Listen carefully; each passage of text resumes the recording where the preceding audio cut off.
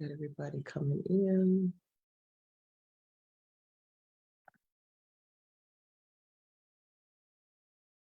All right.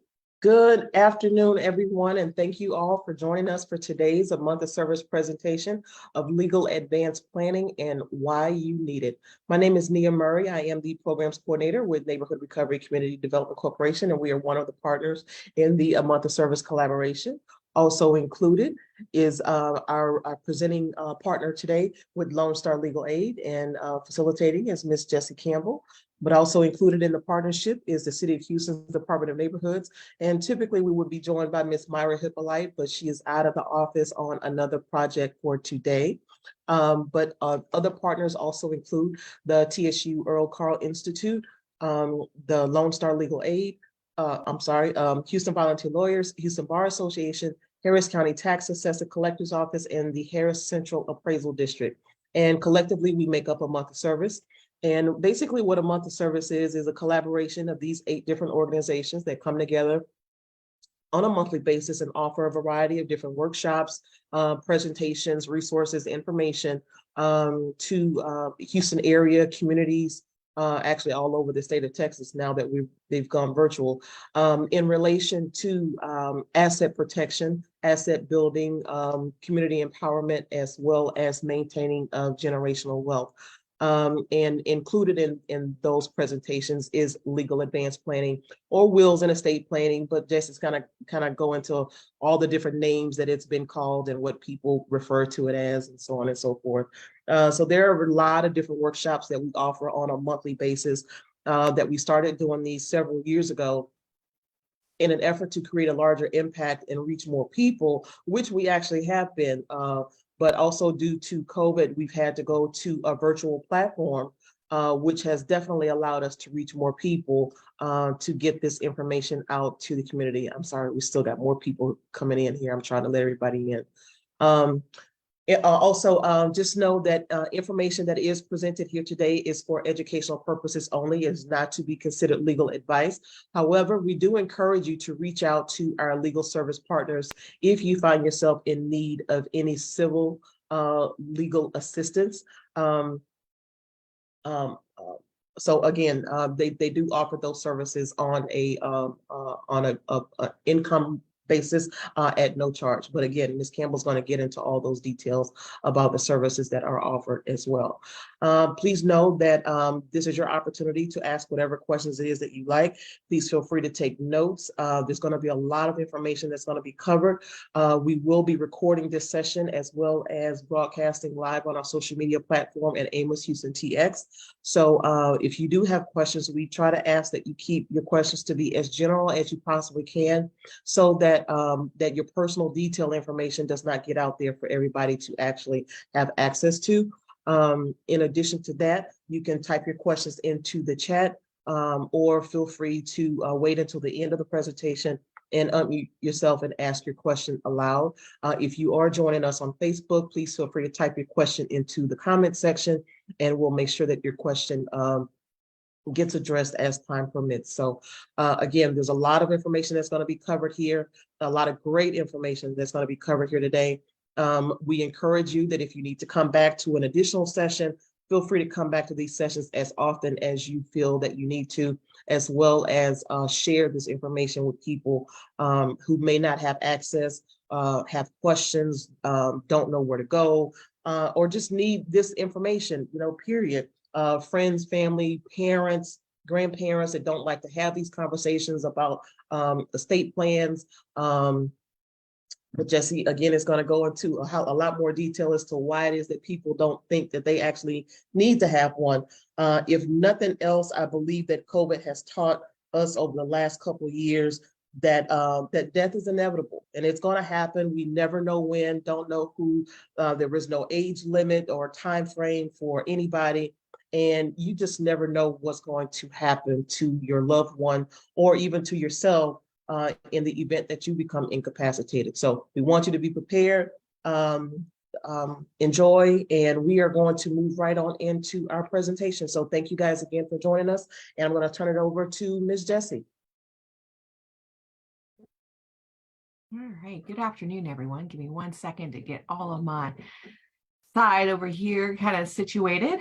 For those of you who are watching this on the Zoom, the best way to be able to see the screen is on the right hand corner. You're going to see a little bar that says view, put it on speaker view, and then you can grab the bar and pull it all the way over, and that will be able to maximize the screen for you. And obviously those of you who are watching on Facebook, it's however you have your windows set up there. So thank you, Ms. Nia. My name is Jessie Campbell. I am the managing attorney for the Pro Bono Office with Lone Star Legal Aid. We are a civil legal aid organization that provides free legal services to eligible households in basically the eastern third of the state. We cover a third of the state, 76 counties, 72 in Texas, 4 in Arkansas. Civil legal needs includes anything from estate planning to family law, housing, landlord-tenant, consumer matters. So those types of legal matters, we're here to assist for those who cannot afford attorneys and are financially eligible. So, as Ms. Nia already said, but it's worth repeating. Today's presentation is for education purposes only. This is not a substitute for legal advice. And if you have any questions that are specific to your situation, you should be talking to an attorney about that. I also am going to say that as you ask questions going through this today, that be aware that if you are asking something that's specific about yourself, that I may not be able to answer that. There are a lot of things as it relates to estate planning that are very individualized. And in order for me to be able to answer your question, I have to ask follow-up questions and get a lot of personal information in order to be able to accurately answer this. And so just be aware that I cannot provide legal advice in this forum. If you ask a question and it rises and the answer would be legal advice, I will do my best to provide an answer that's very generic and, that may or may not be specifically applicable in your situation. But otherwise, we do recommend that you seek out legal representation in those instances. And then speaking of questions, again, just kind of being repetitive here, but it's worth repeating. This is a public forum. This is a public space. People can see your questions in the chat. People can see your questions on Facebook. And if it's on the internet, it's there forever. Please do not share your personal information on the World Wide Web. We don't want people having access to that information and being able to abuse it or misuse it in any kind of way. And so please be aware of that. But for those of you who are in the Zoom, if you have questions, please feel free to put it into the chat. I will try my best to answer them as I go. If I don't, I will be able to come back to it at the end. And for those of you who are on Facebook, you can put those questions in the comments, and then we will circle back at the end of the presentation. Although sometimes Ms. Nia will catch those and she'll put them into the chat here, or it will interrupt my presentation. So, but if you don't feel comfortable typing anything in, we will have an option at the end for people to unmute themselves. But if you do want to ask your question verbally, please wait until the end. All right. So that's it. So let's get going. We have a lot to cover, and I do talk pretty quickly. But you'll see why. All right, here we go. All right, as we cover all of this information, again, just as a reminder, there are services available. I will talk more about those resources at the very end, but just be aware as you're going through this, it's like, oh my goodness, this is a lot. Don't worry, there is help available if you do need help. Okay. So first, let's talk about what we're going to be covering today. So today, we're going to be covering advanced planning. And sometimes you may hear it referred to as estate planning. Advanced planning, estate planning. I have a tendency to refer to it as estate planning. That's just the language that it was kind of taught to me and kind of just stuck with me. They are pretty much interchangeable, and they kind of mean the same thing depending, so it just depends on the attorney that you're speaking to on how they refer to it. But just know that typically when you say advanced versus estate, it's the same thing. But what we will, and so that's what today's presentation is going to be about. It's going to be about advanced planning, estate planning. We will not be talking about probate. So today we're going to be talking about advanced planning, not probate. For those of you who are here because someone has passed and you have questions about what happens after a person passes away, that's probate. That's the conversation about probate. We have a completely different session related to that on title clearing and what you can do afterwards. And so please check out our schedule to be able to get information about that. I will be covering probate just pretty much to the extent of what you need to know about the probate process in order to be able to know how it impacts your estate planning, because sometimes because you have to know what the result will be in order to be able to know what you have to do. So that's going to kind of basically be what we're going to be talking about today. So advanced planning is preparing and planning, right, for death, incapacity, the care of minors or adults living with a disability in the event of our own death or incapacity, caring for people how to care for those who are in our care in the event that we pass or become incapacitated. And then long-term care is now another component when it relates to advanced planning and estate planning. These are going to be decisions as it relates to your property, financial and legal matters, like who would be making those decisions, what happens to your property, what happens to your financial or legal matters, as well as your healthcare decisions. Putting all of that information and wishes and desires into a legally binding document. And so that is what advanced planning is. As it relates to today, the majority of our time will be spent on planning for death and incapacity. That is what most people think of when they come in for advanced planning. We will have a very brief discussion about long-term care planning, which is becoming a reality for our communities as we are living longer and aging, that there's now a need for long-term care, long-term planning. But you will find that as we go through this conversation that is very personalized. And so I'm going to give you a brief overview, a high-level overview about what that looks like at the end. But we won't be covering those documents, et cetera, and so forth. It's just kind of giving you an introduction to that. So that's what we're going to be covering today. So what do you need to know about probate and guardianship? So probate and guardianship is basically the court process to handle the estate after a person passes or when a person is permanently incapacitated. So that's what the probate and guardianship process is. So it's the afterwards, right? So it's what happened. So when advanced planning is before anything happens. It may not happen. Well, death happens to us all, but we may never become incapacitated. We're just anticipating a hypothetical situation, right? And so it's like, so the planning is the before, the probate is the after, and that is the distinction there. But one of the key takeaways as it relates to the conversation for today is that what I want everyone to walk away with is to know that when a person passes away, you must do something. Now we're going to talk about our advanced planning to help eliminate or reduce the amount of that something afterwards. But you must do something. And it's always highly recommended. And in fact, if anyone ever comes to me and talks to me about it, when a person passes away, whether or not they have a will, whether or not they have any other documents, regardless, someone should go, whoever would be the executor, whoever the heirs are, should go speak to an attorney about what to do with the estate, because there's a lot of things that can happen and the documents will make that process easier. But there may be some other factors that they need to be taking into account so that way they know how to handle the estate carefully. So having documents does not eliminate the need to do something afterwards. So just because you have a will doesn't mean there isn't a need for something after. So whoever it is that you're going to be talking to about your estate planning, who's going to be responsible for that, they should also be made aware that they must do something.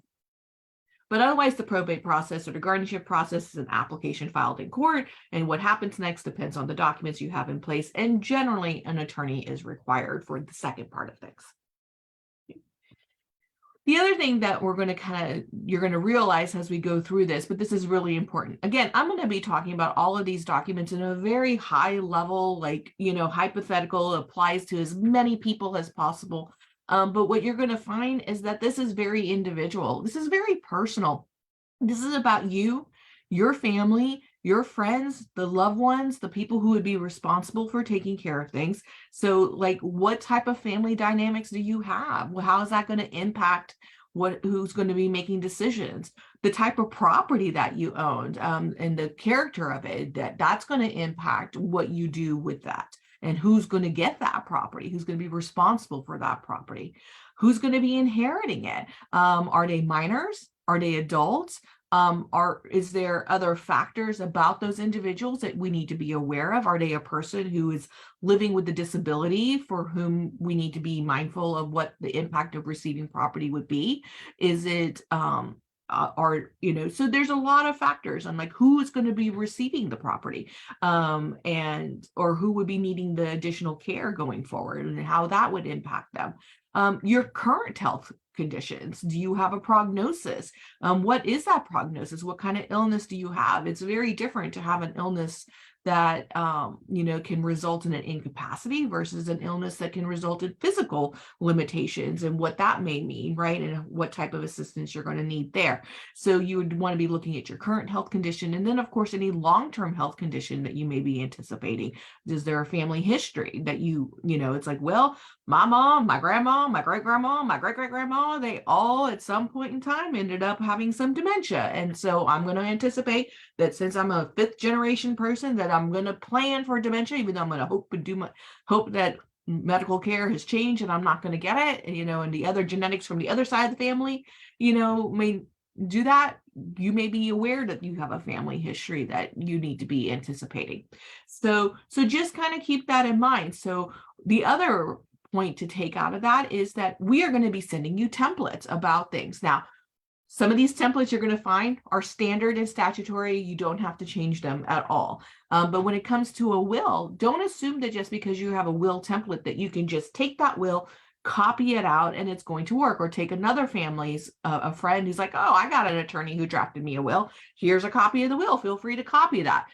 Remember, it's all going to be individualized. If an attorney has drafted the documents or somebody else, they went through and had a whole conversation with that person about family needs, dynamics, property, what the concerns are, and drafted a document that fits those needs. And now, while it may look on its surface that it's like, well, this serves my needs, this is what I would want, just recognize that just because the language looks like it accomplishes what you want doesn't mean it actually does. And so just be aware that that this is not a one size fits all, and the templates are not necessarily one size fits all. They may be, but they may apply in your situation, but just be aware it may not.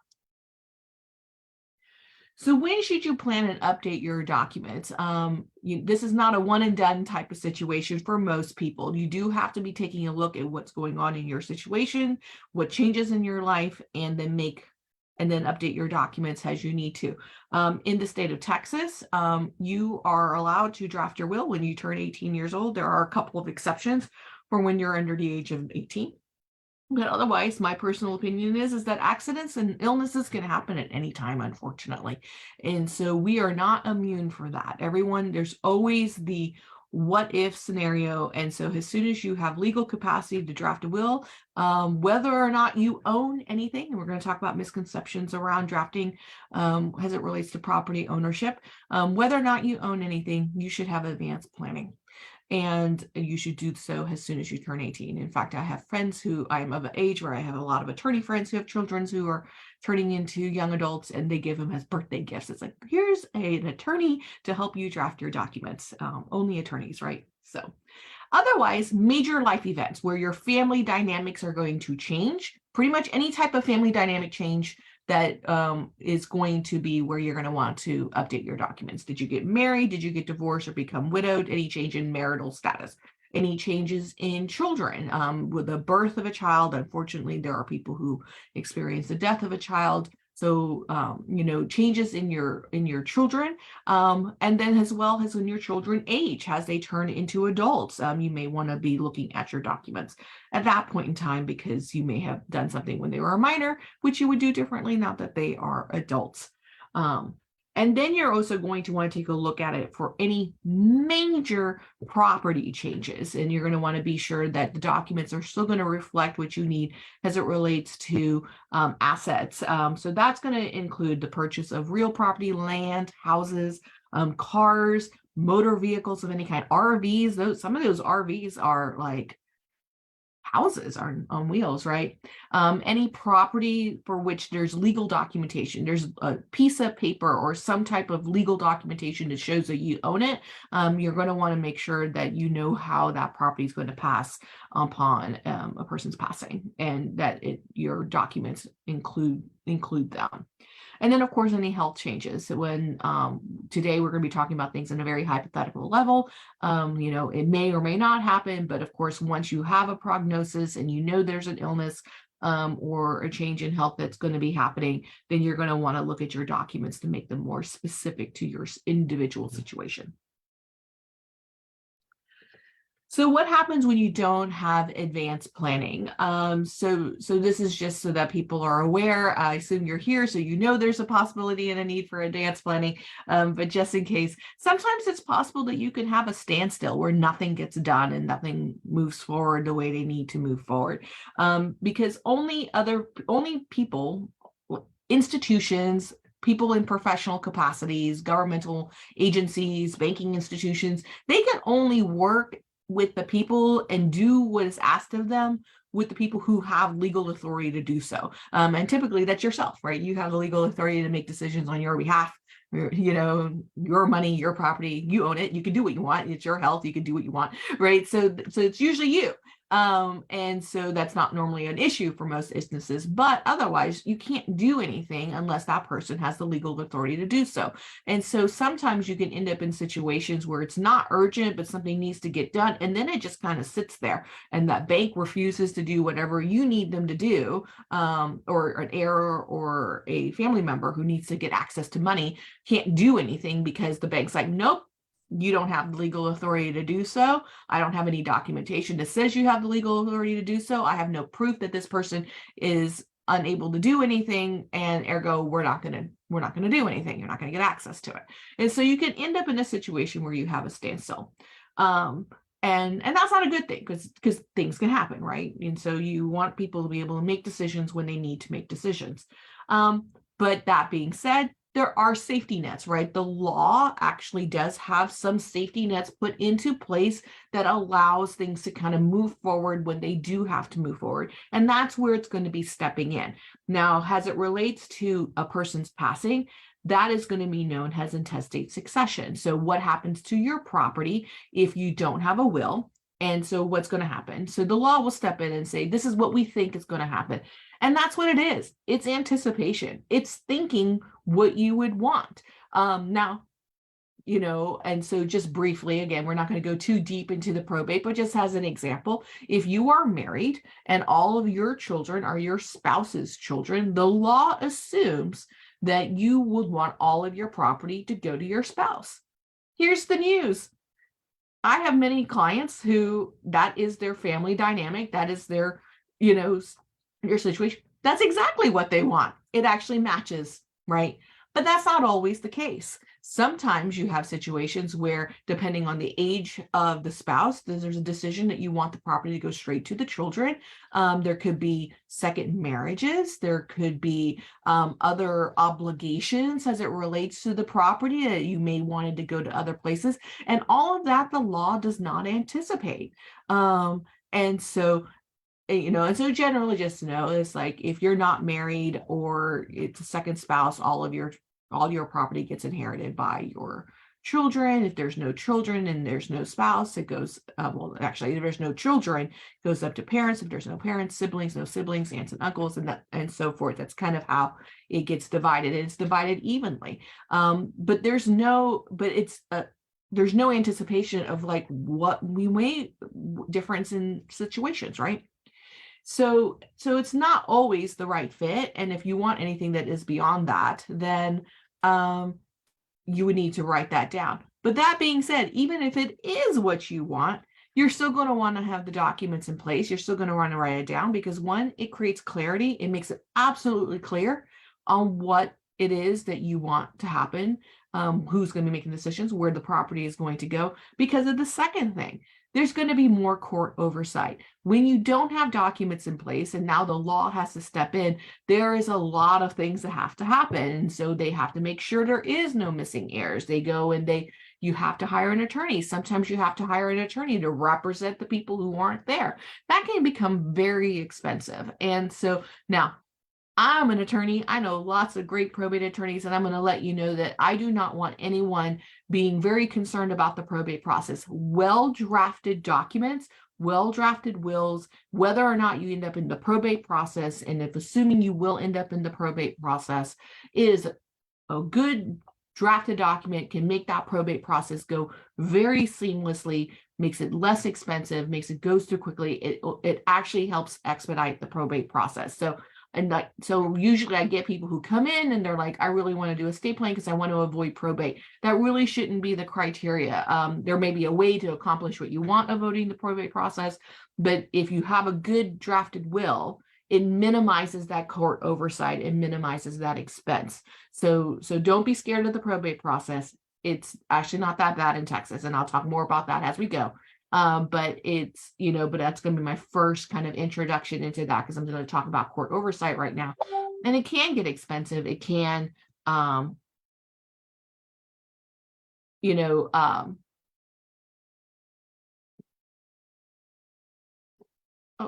I'm so sorry. Something has just happened on my screen. I'm trying to get back to where it was.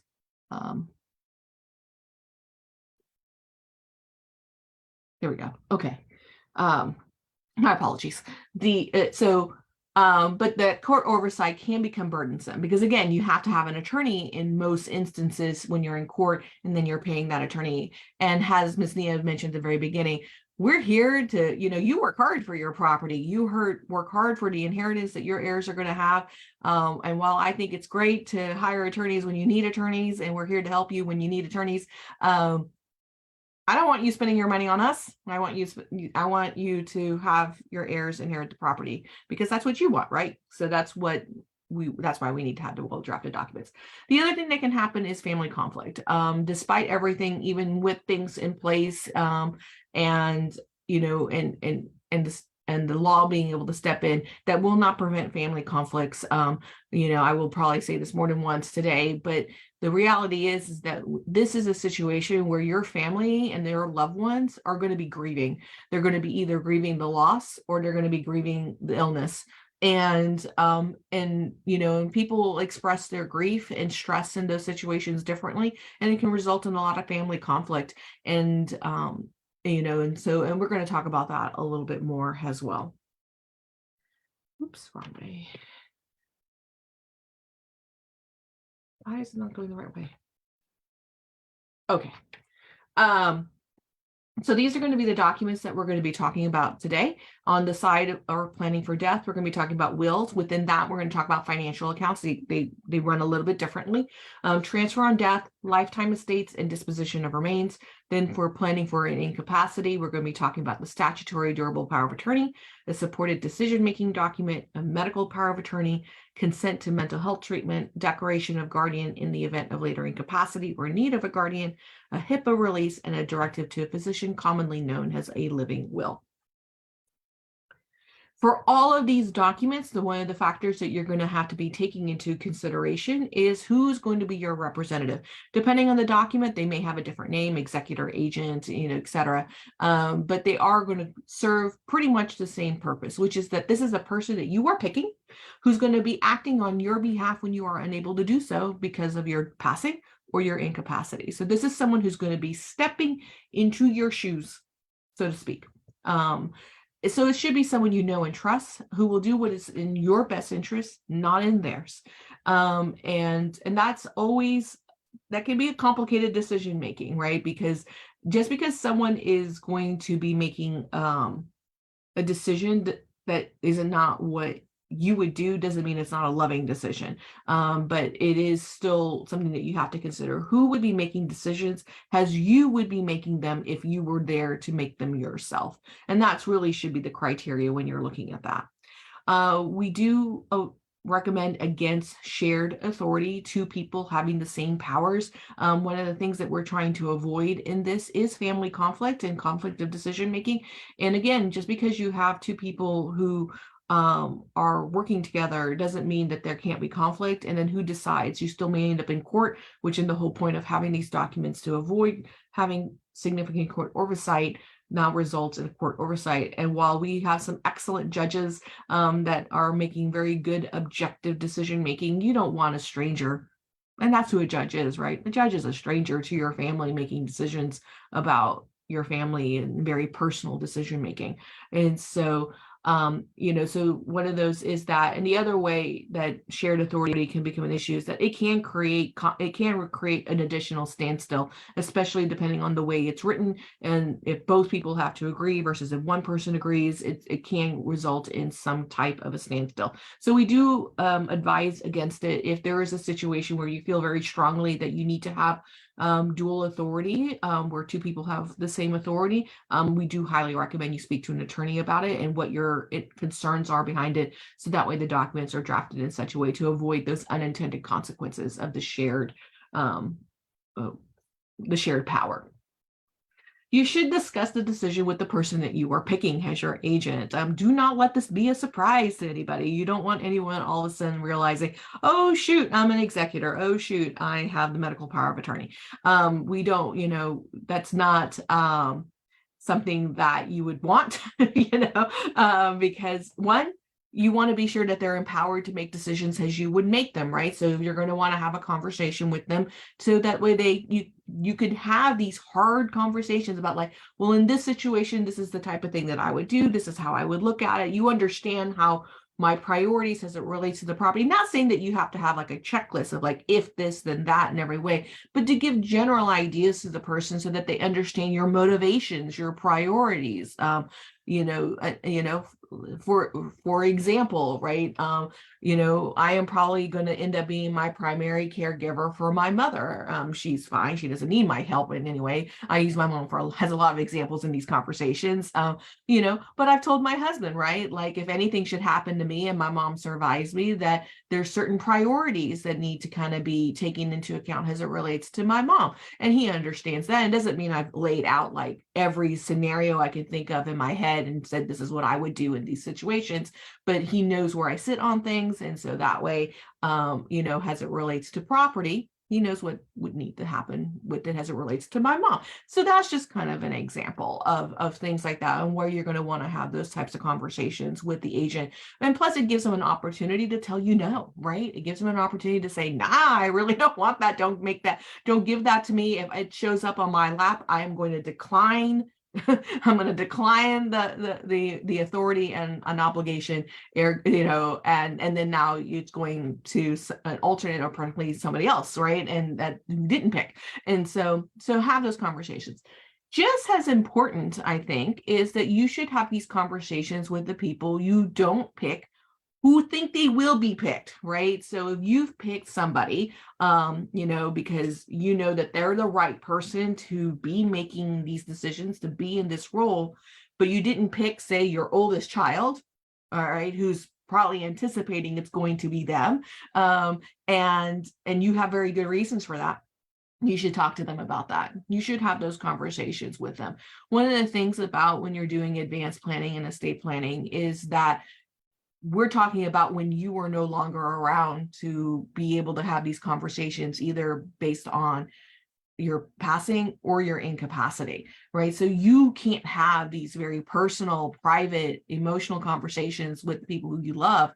And now they don't know why. And they're not going to have an idea why they weren't picked. It probably was a very loving decision on why they weren't selected. There probably was a very logical reason on why they weren't selected, but you can't explain that to them. And whether it's right or wrong, we all know, we all been children. We create our own stories in our head, whether or not it's logical. And then we will think of things and people will just be like, well, they didn't trust me, they didn't love me, they didn't care, or whatever, right? Like people will create worst case scenario stories in their head, and there's no way for you to make them feel better about that. And so that's the counselor side of me saying, be sure you do talk to people about on the other end so that they understand what your decision making is and don't, and there's still peace in that, right? So there's a question about whether or not you can have different people in different documents. Yes, you can. it's, so you can have a person named to be the executor of your will, and a different person has the person making medical powers on your medical power of attorney. And it's actually it's actually not super common, like in the sense of like, oh, everyone does it, but it's not so uncommon that I don't expect it. I have had plenty of people write documents where one person's one person's something else. And then for all of this, you're going to have alternatives, right? If your first choice or the person who's your primary person is not unable to serve in that role, then you're going to want to have an alternate listed, and you're going to want to have similar conversations with your alternates. All right, let's get into the documents. So first, we're going to talk about some misconceptions. I don't have a lot of problems convincing people that they need the incapacity planning documents, the power of attorneys and things like that. A lot of people recognize that. I do get a lot of people who talk to me about not needing wills, and they think they don't need wills. And I'm here to dispel that completely. So there's going to be 4 things I'm going to talk about today that are your minimum estate planning needs. And now we're going to talk about all the documents. I'm going to tell you that for many of these documents, I think you need them in general, but there's going to be 4 things that I think absolutely everyone has to have in their arsenal of estate planning, no matter what. And the first one is a will. Everyone should have a will, regardless of whether or not you think you need one. You should have one, because again, harken back to what I said about needing court oversight, and the law stepping in, and now you have going to probate without a will, court oversight, lawyer expenses, and it's much better to have a will and not need it than to need a will and not have it. And we have had situations where I've had clients come in where the person who passed didn't have a will, and they inherited property they did not anticipate inheriting. And now we are 2 to 3 years into a process of trying to work through a probate process, and that money is just sitting in a court trust account while we're navigating a complicated heirs determination hearing. And so it's like you can have these very bad unintended consequences by not having a document, which would have been solved if we just had a document to begin with. So that's my warning, but everyone should have a will. But so here are some of those misconceptions, just in case you're talking to people and they're like, I don't need it, and this is how the law works. A lot of this really is that people don't know how the law technically works, or there's a misunderstanding of how property is owned. So one is, I don't own anything. So there's usually some type of thing where they're like, I don't have anything. Usually when I hear that, what I'm hearing is that I don't own anything of value. There's no significant financial component to it. Ergo, I don't have anything that matters. So here I'm going to say you do own things. At minimum, you have your personal property. We have our clothing, our jewelry, our furniture that are in our rental home, right? Like we do actually own things. And so you need to be able to have authority. Who's going to have the authority and responsibility to handle those personal items, right? And what to do with them. Is it going to be an estate sale? Are you going to just sell everything and are you just going to have them donate it to charity? Like someone has to have the authority to walk into an apartment and grab the stuff, because landlords in theory are not supposed to just let anybody just walk in and take your stuff, right? So it's like, so who's going to be able to do that? And so it's like, so typically there is something, you do own things. The other thing that people don't really quite recognize is the importance of sentimental value and sentimental property. You will be surprised what people will fight over when it comes to sentimental property. And so, so sometimes you just need somebody who can navigate that, who can navigate the passing of personal property. Talk to people, find out if there is something that they're really going to want, that they're going to really want to own, and you'd be surprised like what people will want. I've definitely have heard families discussions and friends conversations where they're like, no one wants the dining table, and so it's like, what are you talking about? I want that dining table. That's an antique. Then you got that from grandma, and I want to keep the dining table, thinking that they don't want it, right? So you'll be surprised what people will want, what they think they're going to get, right? So so that is one of those misconceptions. An agreement, fantastic. Write it down. The reason why agreements are an issue is that, one, it's quite possible that you don't actually agree. Like you think you have an agreement, but what you think you agree to is not what the other person thinks that they've agreed to. And so so it's better. So you're going to want to write it down and then put it into writing. So that way, one, that it's clear what that agreement actually is. Two, oral agreements not enforceable, especially as it relates to real property. In the state of Texas, no contract is enforceable as it relates to real property. When it's just a communication with each other, it must be written. And so so write it down, make it enforceable, make sure that there's no changing of the minds as it relates to the property afterwards, especially when there may be an agreement where it relates to, well, you're going to live in the property, but then it's going to pass on to my children after you're passing, life estates, that type of thing is what I'm talking about, right? Like it's the, well, that's not necessarily enforceable, right? Because one, depending on how, if you don't have a will and that spouse is a second spouse and your children are from a previous marriage, that, there's a lot, I will not tell you how many family conflicts have occurred where I have had children evicting spouse from properties and trying to get and real conflict, real bad situations for people. So put the agreement in writing, make it enforceable. Co-owners, that's a misconception of how property passes when people co-own property. Now we're going to talk about a way to own property that automatically passes to the co-owner in the event of one's passing, but typically that's not how it actually works. So the most common example would be, let's talk about a house, community property, or even a joint tenant where you own the property together, right? So community property or joint tenants where you own the property together. Just because you own the property together does not mean that it goes to the other person. So community property. So let's talk about community property. Your spouses, you've purchased the property in the state of Texas, that's community property. What you actually own is an undivided 1/2 interest in the property. That's actually what community property is. What that means is that you own half of 100% of that interest. So you have a right to 100% of the occupation of the property, but you own half of that. And your spouse owns half of that. Upon your passing, it doesn't go to your spouse. Now, remember what I said about intestate succession. If there's no will and nothing written, if that spouse happens to be the parent of your children, it automatically does go to that because that's what the law says will happen. Intestate succession will say that's what will happen. But if that is a second spouse and your children are from a previous relationship, that is not what the law says. The law says that your half of the property is that the surviving spouse has a life estate. There's fractions and things like that involved in that, but for ease of understanding, they have a life estate. They can live in the property that you lived in, but the half that was owned by you passes to your children. It doesn't pass to the community property co-owner. So that may or may not be what you want, right? So, so depending on what was wanted, whatever the agreements is, what the expectations were, co-owners don't automatically inherit property. And so that is a misconception. They're going to sell the property anyways. Kind of goes back to what I talked about in the no property for your personal property. Same thing goes with your real property and your property of value for your houses.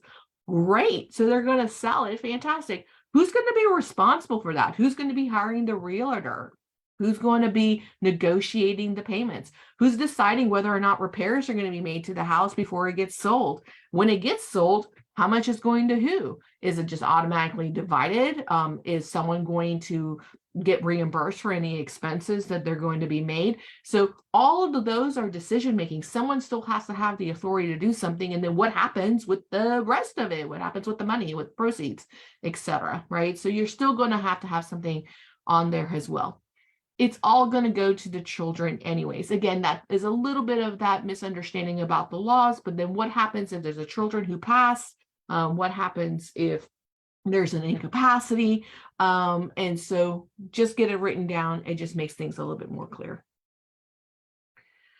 So let's get into the documents specifically at this point. The last will and testament, we do spend the majority of our time talking about death. So don't get too nervous about the timing at this point in time. And so for our last will and testament, a will is a legal document in which a person known as the testator, this is the bold language, is the legal language, states what they want to happen to their property and debt that collectively is known as the estate after their death and who they want to manage that estate. That's the executor. It takes effect at the testator's death.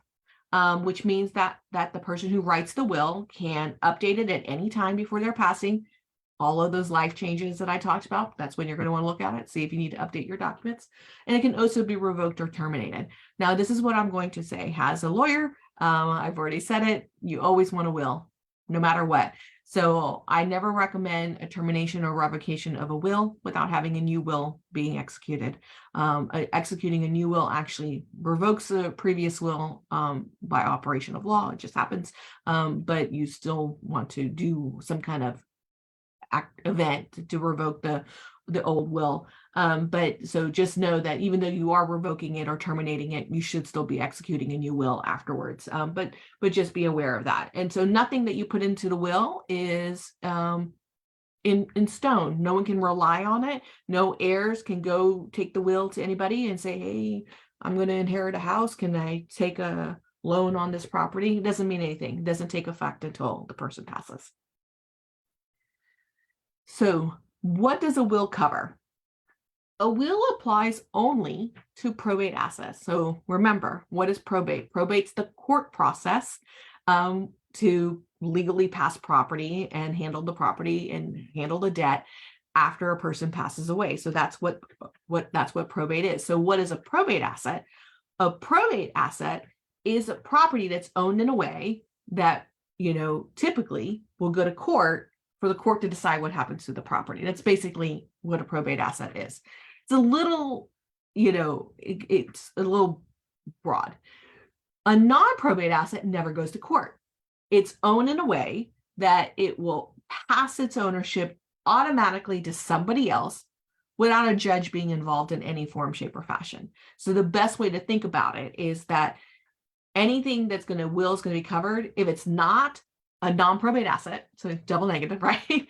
Then it's a probate asset. So if you don't own it in such a way that it's going to pass automatically according to the rules of the way that the property is owned, then it's going to get covered by your will. I'm going to put a little asterisk on the side. We're going to talk about something different as it relates to real property, but just know that this is the general rule that if it's not a non-probate asset, it's covered by the will. It's a probate asset. Okay. So what are some non-probate assets that apply to most people, right? Typically, these are your financial accounts, typically. So these are your retirement accounts, your IRAs, your 401ks, etc. You're going to designate a beneficiary. When you update your documents or you open up your account, you list a beneficiary listed on that. Your life insurance proceeds, you list a beneficiary on that. And then there is a payable on death accounts. Those are your checking accounts, saving accounts, payable on death accounts. You're going to designate a beneficiary.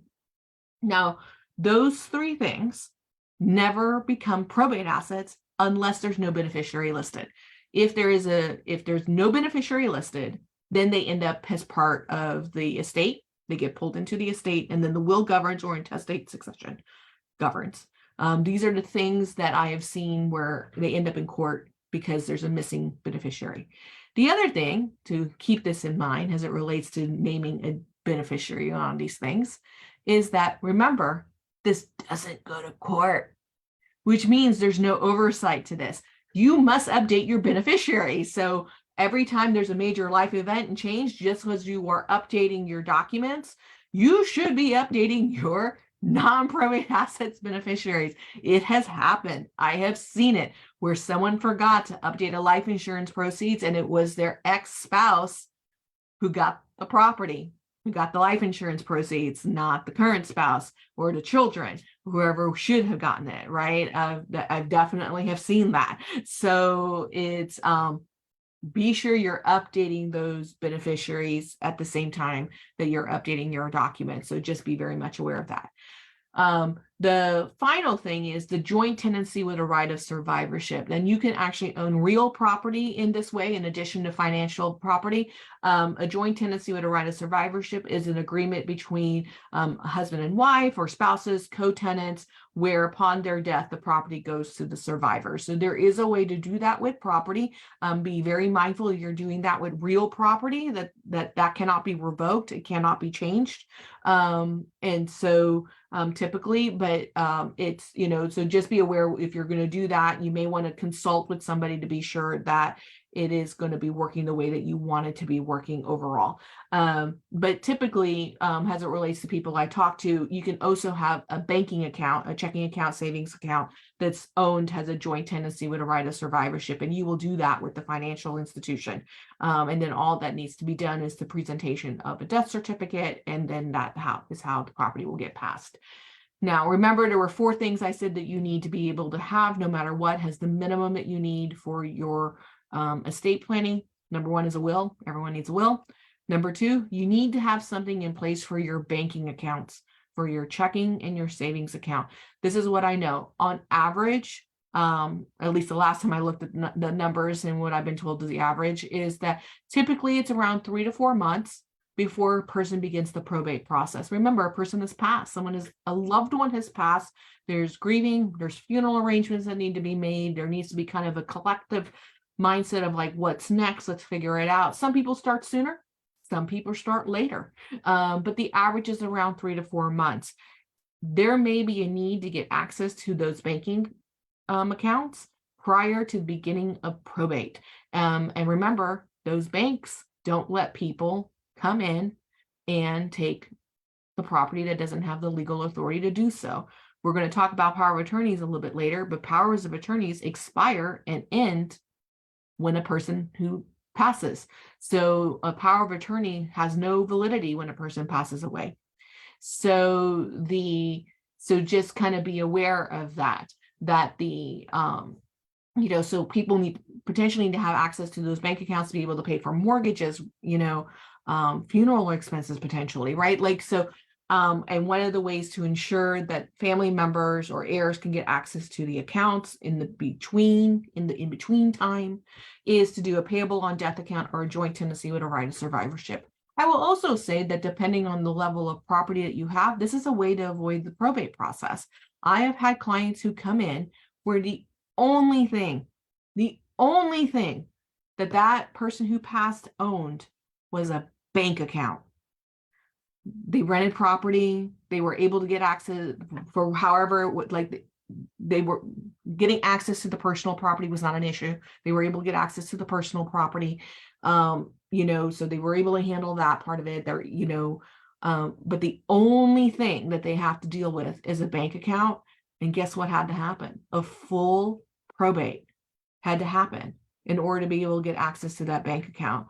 And then what should have been the full amount of that bank account going to a person gets diminished by court costs, hiring attorney ad litems, hiring an attorney, diminish. And so for some people, for many people, if the only real thing that they have and the only real thing that requires some kind of court action to get to is the bank account, a payable on death account or a joint tenancy with a right of survivorship solves that problem and so that's really important, which is why that's the second thing that I think has a minimum you should have for your estate planning is one of these 2. And it really just kind of depends on that. By the way, co-owners co-own the property, right? They have access to it. You should still have one of these things because they only owe half, right? Or whatever their percentage is, but they do have access to the accounts.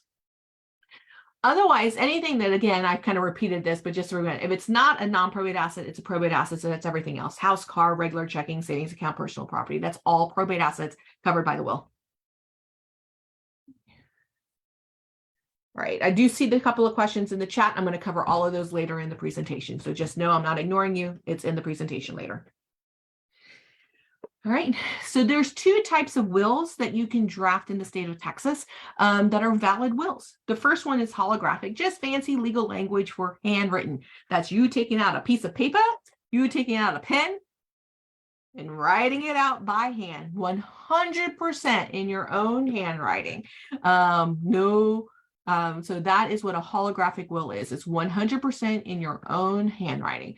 And to execute that will, for it to be a valid will, is you sign and date it, and that is it. You can do that by yourself at your kitchen table, pen and paper, write a will, sign and date it. It's a valid will.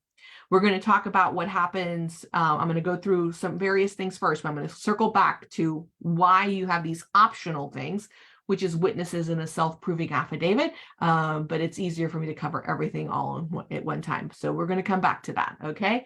So, but that is going to be a validly executed will is 100% your own handwriting. The second type of will is attested. Again, just language to call it typed. That you're going to pull out your typewriter if you're one of those folks, or your computer, clickety clackety clack, print it out. And to execute that will is going to be you signing and dating it with 2 credible witnesses over the age of 14 years old. Now, we're going to talk about witnesses for other documents. It is in my opinion that the best interest is to find people over the age of 18 because the other documents require people to be over the age of 18. But for a will, they only have to be over the age of 14 in order for that to be a validly executed will. Now, to execute that will is that everyone has to understand what's happening. So unlike the handwritten will, where you're just doing it on your own, if you have witnesses, so you have your optional witnesses that are coming in for your handwritten will or your typed will, your mandatory required witnesses for your typed will are all going to come in.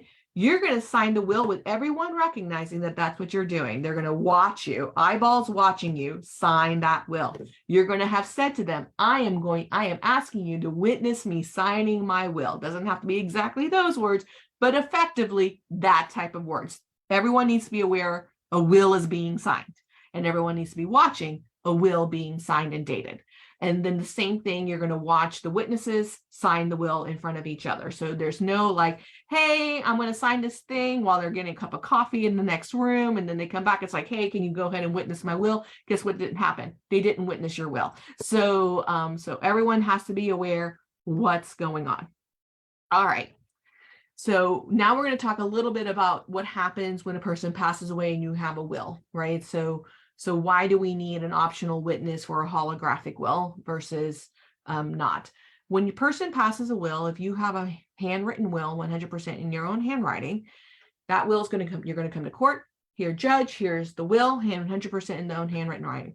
How do we know this is their will? How do we know it's their will? You're going to be required to bring in 2 witnesses to your handwriting. That's what the executor is going to have to bring to the table. 2 witnesses who are disinterested, who have nothing to gain from the will. And disinterested means that they are not related by blood or marriage. They're not a creditor. They're not going to get money from this. They're not, right? They are not somehow related to people who are getting money for it. So 2 disinterested people who can come in and do that. Now, I don't know about you, but I write very infrequently in my own handwriting that I give to people who don't know me and who have some kind of personal relationship with me. I don't know anybody could find 2 witnesses that can testify to my handwriting in general, right? So that can be a big barrier to that. It doesn't mean you can't still have a handwritten will, but that's when you're going to want to bring in the witnesses. And this is why. So when you have a witness will, so now you have a handwritten will or a typed will that required to have 2 witnesses. Now, here you go, judge. Here is a witness will. Here's the witness will. And then they're going to say, okay, well, now I need 1 of those witnesses to come into court and testify to the signing of that will, to the witnessing of that will. So now you have just 1 person. You have 2 as a backup, right? You need 1, so you have a backup. Now, what ends up happening if you can't find witnesses? That happens. Witnesses disappear, they move, falling out. You have no idea where they went. Witnesses pass, right? So what happens if you can't find the 2 witnesses? Well, now we have to go find people who know signatures, etc. It can get very complicated. This is where it comes to that optional, but highly recommended self-proving affidavit. A self-proving affidavit is a separate affidavit that is executed, signed, and dated at the exact same time as the will is.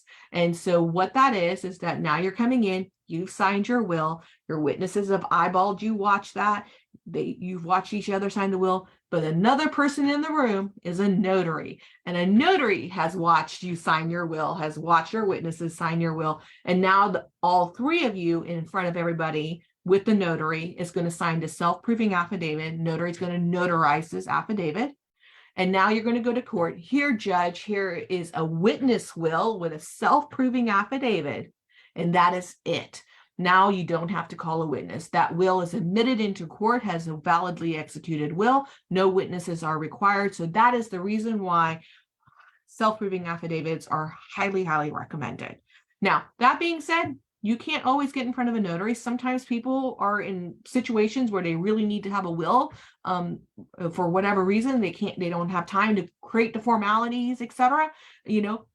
Write a will. It's better to have a handwritten will. It's better to have a will than no will, right? So if all you can do is do a handwritten will, do that. If the best you can do is get your neighbor and her 16-year-old son to come over and witness the will, do that, right? Get something done and then do a formalized with a self-proving affidavit at a later time when you can. But if we are in best case scenario, those are the steps you're going to want to take. Now, this last bit on the bottom, remember what I just said, 100% in your own handwriting, typewriter, computer, clickety-clackety, print it all out. No hybrid wills. There is no such thing as a fill in the blank will in the state of Texas. Those are not valid. Do not use that. If you do use a template, be sure that you either copy it out by hand or be sure that whatever you do to print it out is that the whole thing is fully typed in the same font, etc. For it. So that way to ensure that there's no questions about it being a fully valid will.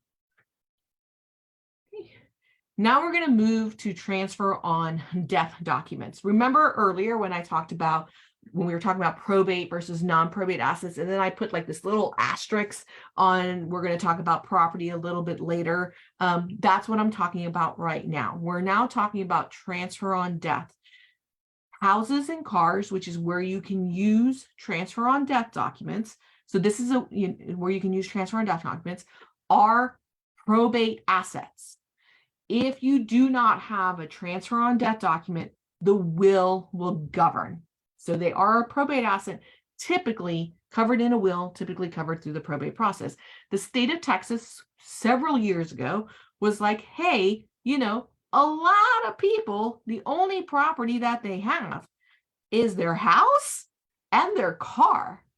And now we're making people go through probate when all they have is their house and their car. It's an easy transfer. Do we really need to have them go through the probate process? So there was a lot of advocacy for this, which was, so then the law was changed. And now what you can do are these transfer on death documents. Now, the language gets a little bit different depending on what kind of attorney you talk to. They may use it a little different. The way that the way I phrase it for everybody is to make it a little bit easier for you to understand what you're doing. It's basically a lifetime transfer. You, during your lifetime, are transferring the property to somebody, right? You're doing the documents so that way you are transferring the property to somebody else. It just doesn't take effect until your death. That's what that is.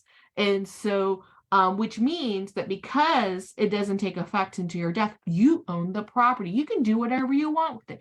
You can still sell it. You can get a second mortgage on it. You can do home improvements. You're still responsible for paying the property taxes, maintaining insurance. So it's still yours. So you can still do whatever you want with it because it's not effective until the person, until you pass. And so, so just kind of be that's really what it is. It's not ideal in every situation. It really only works in some situations. If you don't, and so that's going to basically be one beneficiary. The example I use is community property to a surviving spouse. You're going to give it off to one person. Or if you're going to have two or more beneficiaries, it's equal ownership. There's no specific instructions. You want your two children to inherit it 50-50. This is a good thing when you know for a fact they're planning on selling the property, and that, again, remember, personalized individuals. Your family dynamics. I don't, right? I don't know your family dynamics. I don't know if those siblings are going to fight with each other, just because they're siblings that like to fight with each other, or if there's going to be conflict that's going to happen there.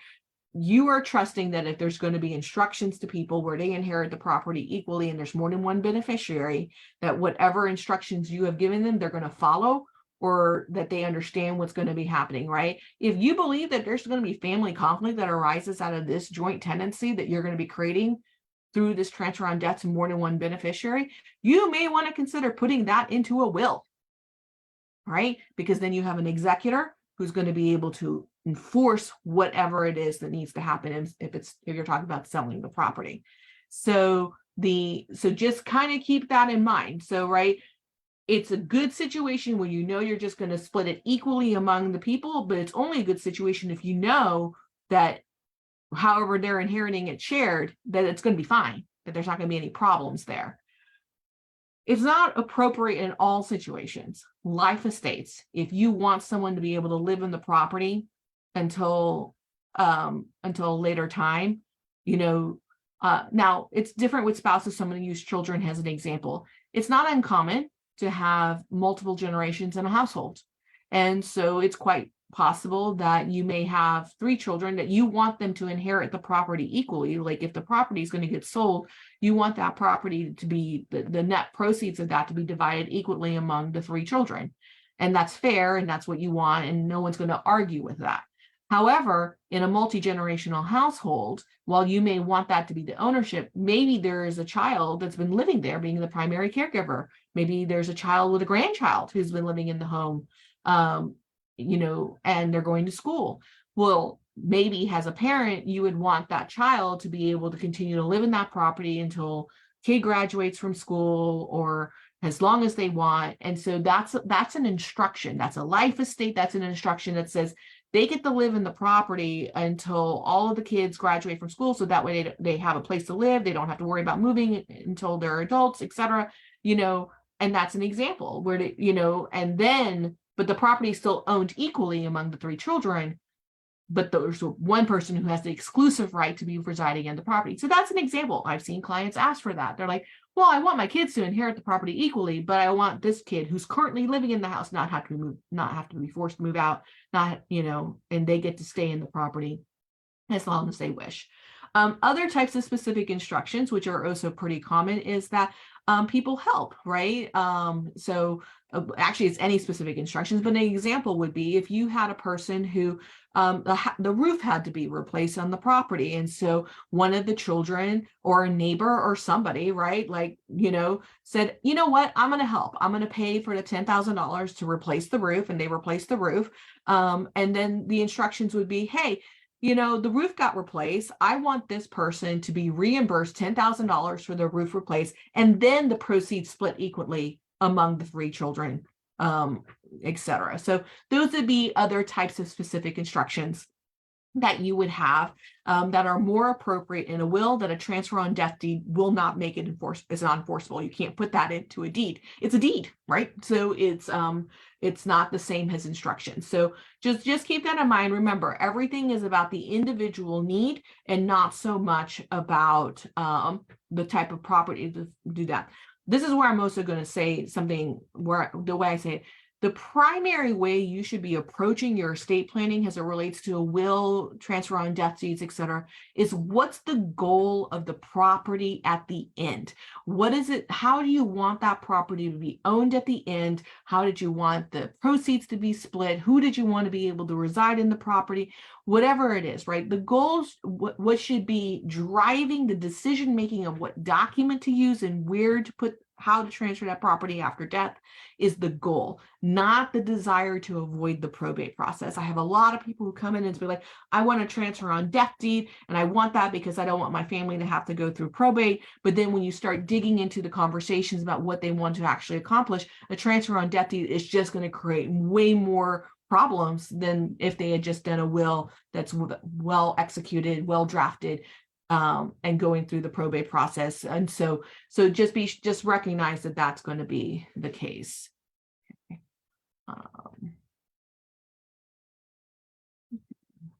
Sorry, it's not a question, just making sure it doesn't apply to this.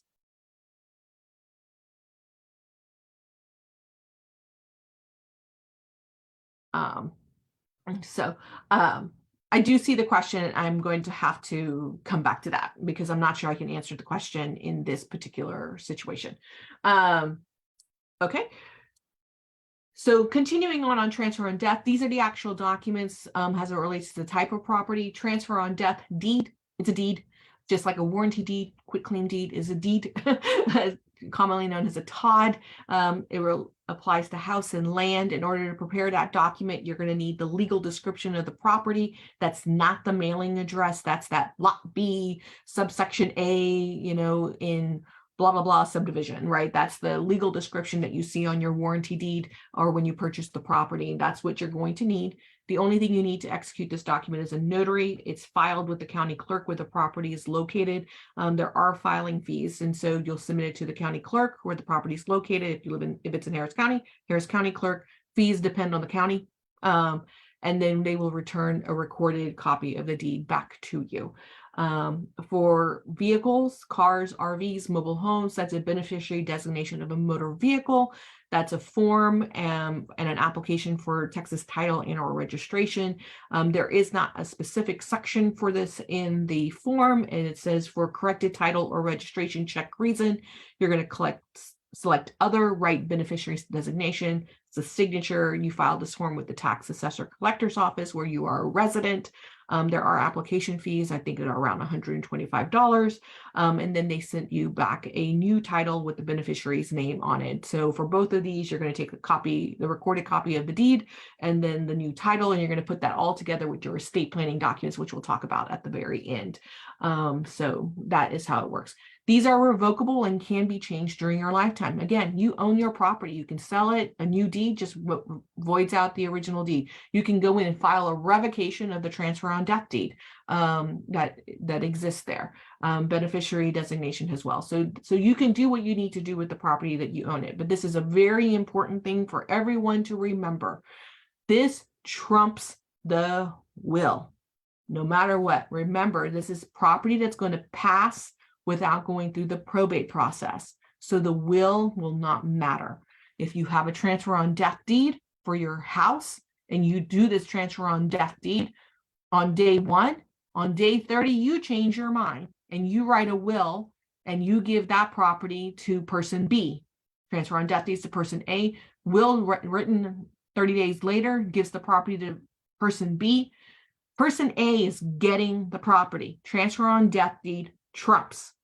You write a will, person A, you write a transfer on death deed 30 days later to person B. Person B gets the house. It trumps. It controls 100%. So if you are not sure and you want to change your mind, just be aware that this is always going to be the situation. So if you have filed a transfer on death deed, a beneficiary designation of a motor vehicle, when you are updating your documents and reviewing whether or not they are still valid, you need to be reviewing the fact that you have these filed documents in the county clerks with the tax assessor's office and making sure that those are still valid, those are still what you want. Now, remember, there's a cost associated with this. So you have to pay recording fees, you have to pay filing fees. And so because there's a cost associated with this, sometimes people will choose to put everything into the will because then the cost doesn't happen until the probate. And depending on how the will is written and that kind of stuff, right? You will have those minimum costs as opposed to having to pay every single time you do something with updating these documents. So just kind of be aware. Does the property owner have to file the TOD or someone else? Oh, yeah, someone else, right? Like the person has to sign it. The person who owns the property has to be the one who executes the document, right? With the notary and things like that. But yeah, no, you don't like the I mean, we mail it in, right? Like we don't go down to the clerk's office and hand it to them in person. There's a way to mail it in. And so it's, so yes, someone else can go and deliver it on their behalf. It doesn't require the person who does that. Okay, so I had a question about, I'm not going to read the question, but I did have a question about what happens if someone lives in a different state and does it automatically split 50-50? Remember, what I'm talking about today is property only in the state of Texas. We're talking about laws that apply in the state of Texas. Whoever inherits that property, it doesn't actually matter where they reside. It's the relationship that they have. If we're talking about intestate succession, it's the relationship. That child can live in another country. If they're a child of the decedent, they are the person who inherit the property, and whatever the distribution will be, depending on what the intestate succession is. If we're talking, right, So what we're looking at is specific family dynamics. We are looking at, are we married? Is this the parent of all the children? Is it not the parent of the children? If you are a spouse and you are not, right, and you are not the parent of the child, that you are not inheriting the property unless there's a will that says so. So like, so again, we're a spouse, we're married to a second spouse, children from a previous relationship. Intestate laws says that surviving spouse has a life estate in the property. They can live in the property, but the property is owned by the children equally. So there's a life estate. There's no ownership. And the children own the property. If the spouse is the parent of the children, spouse owns the property 100%. Co-tenants, community property co-tenants, surviving spouse still owns their 50%, but the 50% that's owned by the other spouse where the children is from a previous relationship passes to the children equally. So that is what's going to be if you're looking at intestate laws. If that's not what you want to happen, which one, again, we're going to go back, it doesn't matter. My position, and everyone should hear this position, you should have a will. You should never be relying on intestate succession. Even if you think that's what you want, you should not be relying on intestate succession. Put it into a will. Make sure that what happens is what you want to happen, because that's the only way to guarantee it is to write it down in a document that you write that's enforceable.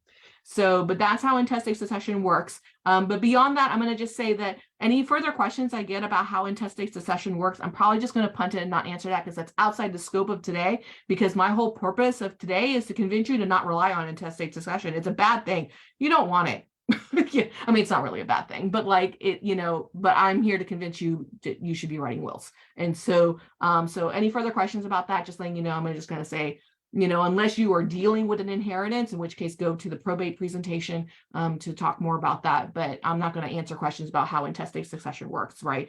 So, because everything else, how it's going to pass depends on what's written in your will. Okay, so hopefully I answered that question. I do have another question that I think I'm going to cover in the long-term care part. Okay. All right. Lifetime transfers. This is gifts. Inter vires transfers is the legal terminology for gifts in your lifetime. You're allowed to give things away when you're alive. And I had a estate planning attorney who used to joke, not attorney, professor. And when I was in law school, my professor said the best estate planning is when your last check bounces. He was a big fan of giving things away while you were alive. He kind of felt like you worked hard. Don't you want to see your heirs enjoy the property with you? Take them on vacations now. It's kind of what he would used to jokingly say. So if you want to give things away in your lifetime, the only thing you have to be aware of is taxes. There are taxes that are associated with gifts in your lifetime. And and I actually wrote this down in another presentation. I didn't do it in this one. So for 2023, that's $17,000 you're allowed to give up in the current year, up to $17,000 to each person. You can give $17,000 to 10 people. If you want, it's not a total of $17,000, it's to each individual person without worrying about the gift tax. Government assumes you're going to want to give things to people that you like. And so that's what that is. Now, say you're going to give more than $17,000 to somebody in their lifetime, not in a year, you can do that, but that's going to be subject to the gift tax. But the gift tax assumes that you're going to want to give certain things away in your lifetime, and there's a lifetime exclusion. For 2023, that's actually 12.14 million. It's 12 point something million. It's a lot of money. And basically anything above that $17,000, you would file a gift tax return with your tax return saying that you're going to apply whatever amount over that $17,000 towards your lifetime gifts exception. And then the only time that the gift tax will come into play is when you exceed that lifetime exception of the 12.xx million dollars in your lifetime. And so it doesn't apply to a lot of people. No one has to worry about that. If you are receiving a gift or giving a gift, there's no taxes associated with that on the income side of it. There is no income tax. The gift tax is paid by the person doing the giving. So the person who writes the check is the person who has to file it on their gift tax return. with their tax return. That's the person responsible for paying the taxes, the person doing the giving, the person the receiving, the one who's benefiting, does not have to report that anywhere. It's not income. There's no income tax return, doesn't, so no one has to worry about that. And then very briefly, because we're talking about the gift tax, so let's talk about the estate tax. We are talking about estate planning for for a lot of high wealth individuals, high asset individuals. Estate planning equals tax planning, trying to avoid the estate tax or minimizing the estate tax. Heirs can inherit up to a certain amount without having to pay the estate tax. In 2023, that's the amount is again 12.XX, I think it's $12.14 million, and the estate tax is paid on any amount inherited above that amount. Again, probably outside the scope of the conversation here today for many people. Very briefly about trusts. I get questions about trusts and estate planning because of the nature of national experts. So I'm going to kind of repeat what I said a little bit earlier. The primary motivation of how you do your documents should be, how do you want the property owned at the end, and what factors and considerations you need to be taking into account about that. Who's inheriting the property? Are there concerns about that? How do you want them to be able to use that property afterwards? I will tell you that as a general rule, there are laws and legal policy and public policy against controlling property for years after a person's passing. There are rules about that. And there's actually something recently in the news about this as it relates to the rules against perpetuities, but y'all don't need to know about that. It was fun lawyer chitter chatter. But the so that should be the driving factor. And the reason why I start that is because usually when I get people who ask me about trusts, it's people who have heard from national experts about why you need a trust for your estate planning. Remember, what I'm talking about today is Texas. It's Texas law, and the Texas probate process is actually one of the easier ones in the nation. It's pretty streamlined. It's pretty easy to walk your way through it when you have well executed wills and written well. And so when you have all of that in place, the probate process can actually be pretty smooth. It's typically one appearance in court, a couple of documents that get filed with the court as required, and then that's it. There's a lot of work that's done in the managing of the estate. Like, I don't want to make it sound like it's, you just draft 3 documents and then you're done. There's actually quite a bit of work that's done by the executor to handle the estate, but the court process is usually pretty straightforward when you have a will that's well written. And so, so I'll get people who will say they want to trust, because in other states, the probate process is actually extremely complicated, very expensive, and can take up to years to accomplish. And so in those states, estate planning is trust planning. That's the way they handle it. That's not necessarily the case here in the state of Texas. And so with that, a trust is an arrangement where one person, called a trustee, holds legal title to property for another person, called a beneficiary. So the reasons why you would be looking at a trust is who is inheriting the property, and do we need the property to be in a trust for some reason? Are there going to be minors? Are they a person living with an incapacity in some level where the money needs to kind of be managed? Are they a person who is receiving benefits? We're going to talk about that a little bit later. So you're going to want to look at what is it about the property and who's inheriting it, where you would need it to be in a trust. Doesn't mean you don't need one. I'm not saying you don't need one. But if the purpose of needing a trust is to avoid the probate process, that may not be the right reason to have one. Lots of different types of trusts: living, revocable, irrevocable, just to name a few. If you think you need a trust, we do highly recommend that you consider speaking to an attorney about it. Lots of unintended consequences around setting up trusts without knowing exactly how the full impact of that may be. But know that a trust is an option for estate planning. I got this question earlier. Here's the answer. Yes, your debt survives your passing. There's a lot of misconceptions around this because sometimes the practical effect is that the debt doesn't survive, but it doesn't mean that it actually didn't. It just means that the creditor probably wrote it off and has done some type of cancellation of debt where they get a tax write-off for that. Technically, the estate technically would have income tax for the cancellation of debt.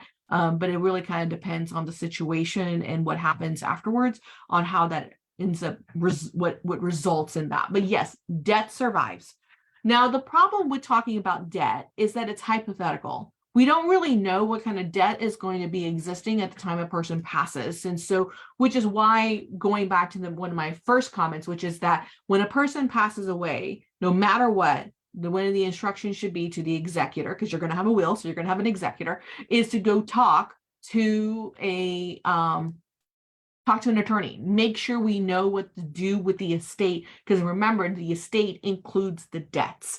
And so there's things that has to happen in order to be able to manage that debt and get it paid for or discharged or something along that lines. And we don't know what's going to actually happen there. So just kind of be aware of that. And the character of the debt, is it secured, unsecured, that type of thing, is also going to make a difference. There's some debt that will always survive no matter what. That is IRS debts survive. The estate is responsible for that. There's things you can do with the IRS, but again, depends on a lot of the situations, what's going on with the estate, etc. So bad news, debt survives. Good news, there may be things that can be done to kind of handle that. It may be discharged, it may not be. We don't really know. So it's not really good news. It's so news.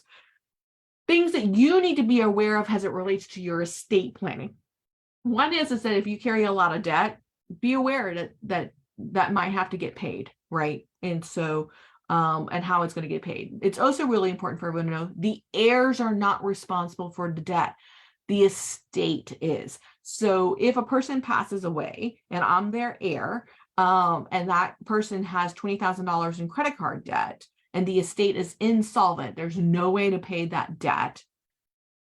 Just because I'm the heir, one, I'm not inheriting anything, the estate's insolvent, right? But just because I'm the heir doesn't mean I'm responsible for paying that $20,000 because I'm the heir, right? Because, just because I was identified as me, I'm the person who's now responsible for paying for it. So heirs are not responsible for paying for it. Now, say that person passes with $20,000 in credit card debt, and there is, $15,000 in cash in the estate. $15,000 is going to go pay the debt, right? Like the heir doesn't get the money, priority over the money from the creditor. Creditors get priority. So likelihood is that $15,000 is going to go pay the creditor. But if the estate has $30,000 in cash in it, $20,000 goes and pays the credit card, heir receives the $10,000 remaining. This is very, very simplified. I'm just using this as illustrations, not really sure that ever applies in anyone's real life, but those would just be some demonstrations of how that would work out. So heir, not responsible, but the estate is. Things, again, that you have to be aware of as the person is what happens when you have secured debt. Debt that is owned, debt is property that is owned. There's debt associated with it. And if you don't pay that debt, the house or the car is going to get taken, right? So you still have to pay the mortgage on the houses. You still have to pay it. You still have to pay the car loan on the cars, because in real life, if we were still here, if we don't pay that, guess what happens? You're going to get foreclosed. It's going to get repossessed, right? They're going to come and take the property back. So if there is a mortgage on the property, your heirs need to be aware of that. Your executor needs to be aware of that. One, they need to be making the payments. And two, the heirs are going to have to inherit that property subject to that debt. Now, it does depend on the situation. Sometimes the bank will refinance the loan immediately to the heirs and do that. Sometimes the heirs have to go get their own financing to cover the cost of it. Obviously, the property is being sold, just like when you sell property now, when there's a mortgage, you just sell it and then the mortgage gets paid off and the proceeds get paid off to the heirs, or understand, but assuming that the person's inheriting and wanting to stay in the property, they're inheriting that property subject to the debt, and they're going to have to be able to figure out a way to pay for it. Either that the estate, there's something in the estate that covers it, right? So if there's $100,000 left on the mortgage and the estate has $150,000 cash, your will can pay off that mortgage, so that way this person inherits the property free and clear, right? Like that. You would, that would be an instruction in the will that you would make sure that gets happened and things like that. Otherwise, if there is no estate assets to pay off the debt, heir's going to have to figure out how to pay off that debt. So that's typical mortgages standards. Reverse mortgages, really, really important to remember things about reverse mortgages. Reverse mortgages are due 6 months after the date of the person's passing. That's when a reverse mortgage is due. Remember what I said. The average amount of time before a person starts the probate process is 3 to 4 months after the person's passing. That's the average amount of time. If your heirs are not aware of a reverse mortgage until month 3 or 4, they only have 2 months to come up with a way to figure out how to pay off that reverse mortgage, or they're going to foreclose. Reverse mortgages tend to be pretty aggressive about enforcing their reverse mortgages. They expect to be paid, property to be sold, or they're going to repossess the property. They're going to foreclose on the property.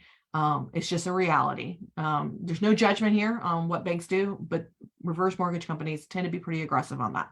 And so heirs need to be aware of that. So that way they can start making all of the arrangements from the beginning, move out of the property. They're planning on selling the property. Now, that being said, don't let your heirs get foreclosed on, right? Be sure your heirs are aware that they should be doing something. Foreclosure is not the best way to do anything, because it doesn't guarantee that you're gonna get the full value of the property. If the heirs are going to be selling the property to pay off the mortgage, whether it's reverse or regular mortgage, make sure that they're doing it. So that way they can go get a realtor, prepare the home, stage it right. So that way they can get the maximum value of the equity in the property, because in foreclosure, they're not going to do that. They don't care. They just want their debt paid, right? So just kind of be aware of that. Yes, in full within 6 months. Creditors can open a probate to be paid. So if an executor is thinking to themselves, hey, I just won't open the probate, and then no one will come after the estate or something like that. Yeah, creditors will open up a probate to get paid and be able to enforce the debt being paid to them if they feel that there's estate in there. Yes, as well as deferred property taxes for seniors. Those are going to be due as well.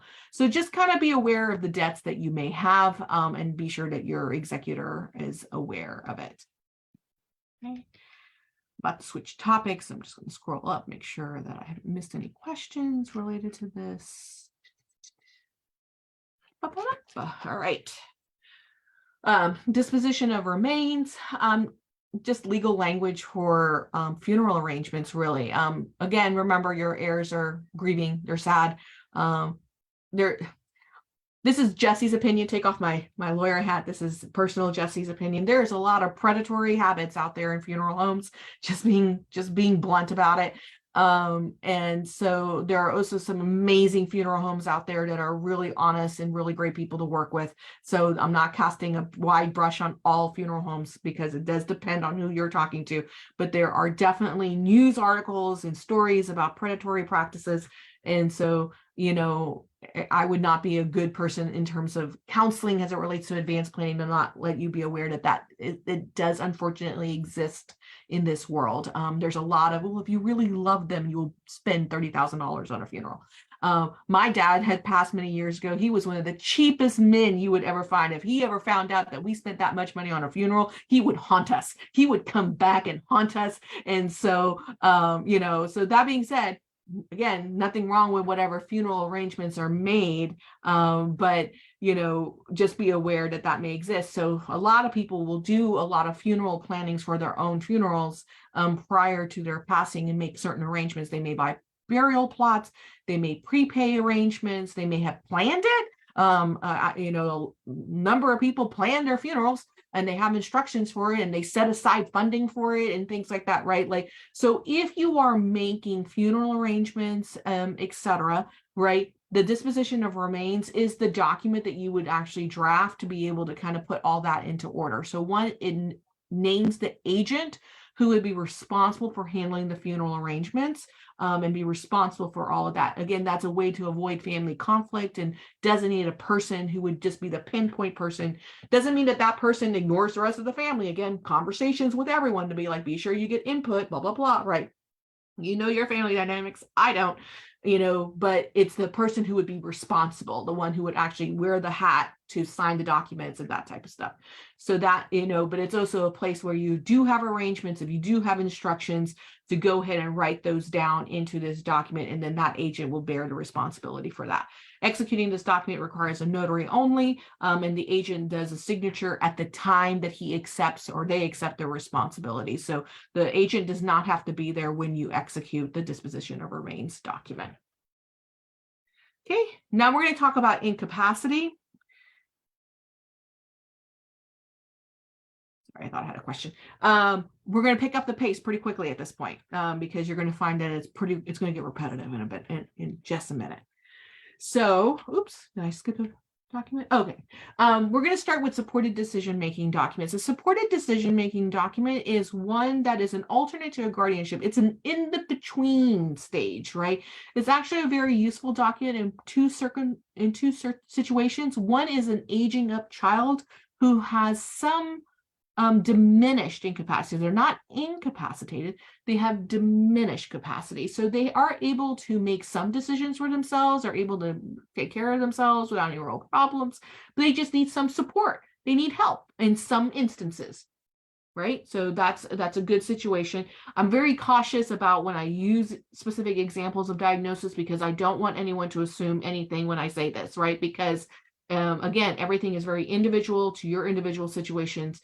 But a common example would be that sometimes people who have autism, some people need some support, some people don't. It's a good document to have. It's also a very useful document in the in-between stage as people are aging. So as we age, as we become elderly, some of us will experience diminished capacity. It's not incapacity. It doesn't mean we're not able to make decisions for ourselves, but our ability to recognize things, to be able to understand, especially changes in technology, identifying scams, our ability to do that diminishes. And so supported decision-making document is useful in those types of scenarios.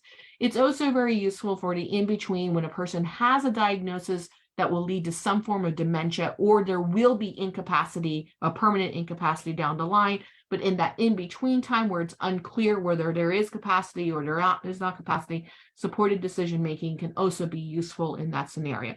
You should definitely talk to a doctor about it, or as well to an attorney if you think that this might be something that's useful for you. But it is a very, very good document. It is required to be considered before a permanent guardianship is put into effect by the court. They will consider whether or not the person that can make decisions with the support of an adult through supported decision making, and before they will order a permanent guardian. So just be aware it's a real thing and to be considered. And technically it's a supporter, so someone who's there to help the adult with making decisions. They owe a fiduciary duty, which is to do what's in the best interest of the person, of the adult, not their own, on the adult. But this is not decision making. This is not a power of attorney. The supporter cannot go to the bank and be like, nope, you're not going to transfer that money. That's not their, he can't make that decision.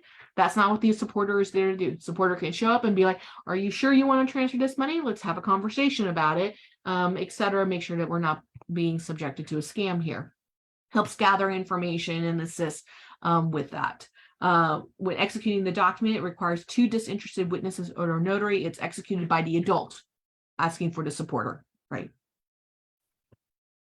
So what happens when there's an incapacity? An incapacity is the inability to make decisions for yourself. That's really what it is. You can be incapacitated through presence. You're unconscious and are unable to do that, or there's a mental incapacity, right? You are awake, you are conscious, but your cognitive function has diminished in such a way that you are unaware of realities of where you are, who you are, different types of ways of being incapacitated. It can be temporary or it can be permanent. And when it's permanent, typically you're going to end up having to file an application for guardianship, and that is filed in the probate court or county court at law. And then what governs after that, not what governs, but what effect that depends on the documents that exist. So that's basically what happens when it's an incapacity. We already talked about what happens when you don't have the documents.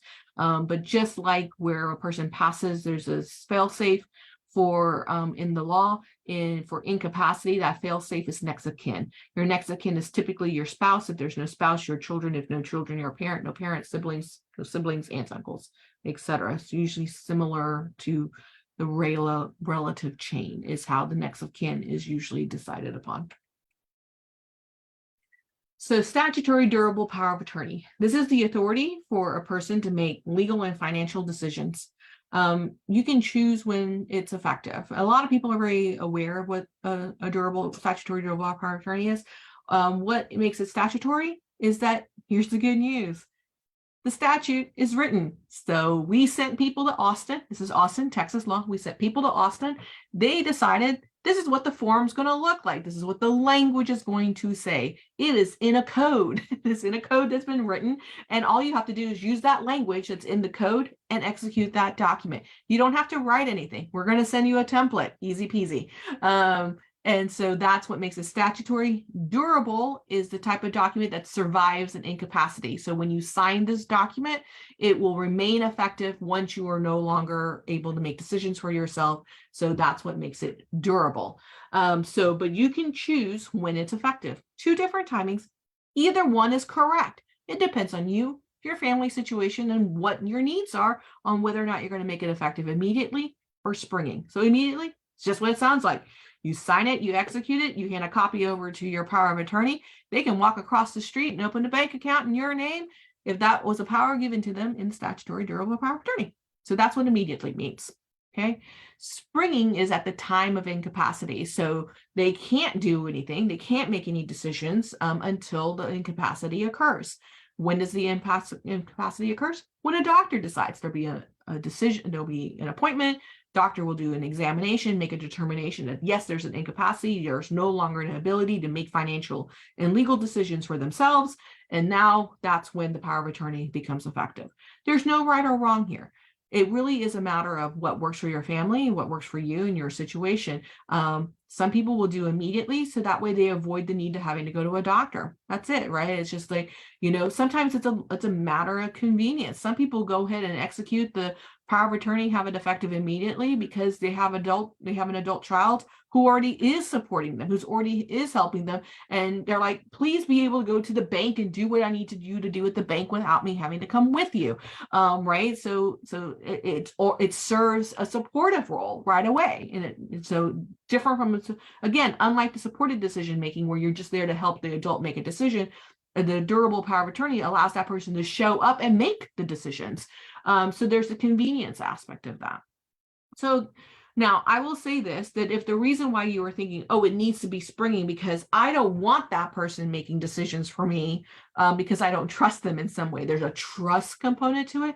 That is you need to be thinking about whether or not you've picked the right agent. Because remember, once you're incapacitated, you can't change these documents. And so if they're a person that you don't trust to do right by you when you have capacity, just because you gave them immediate powers, then you have probably not picked the right agent. So it really just kind of comes down to when you want it to be effective.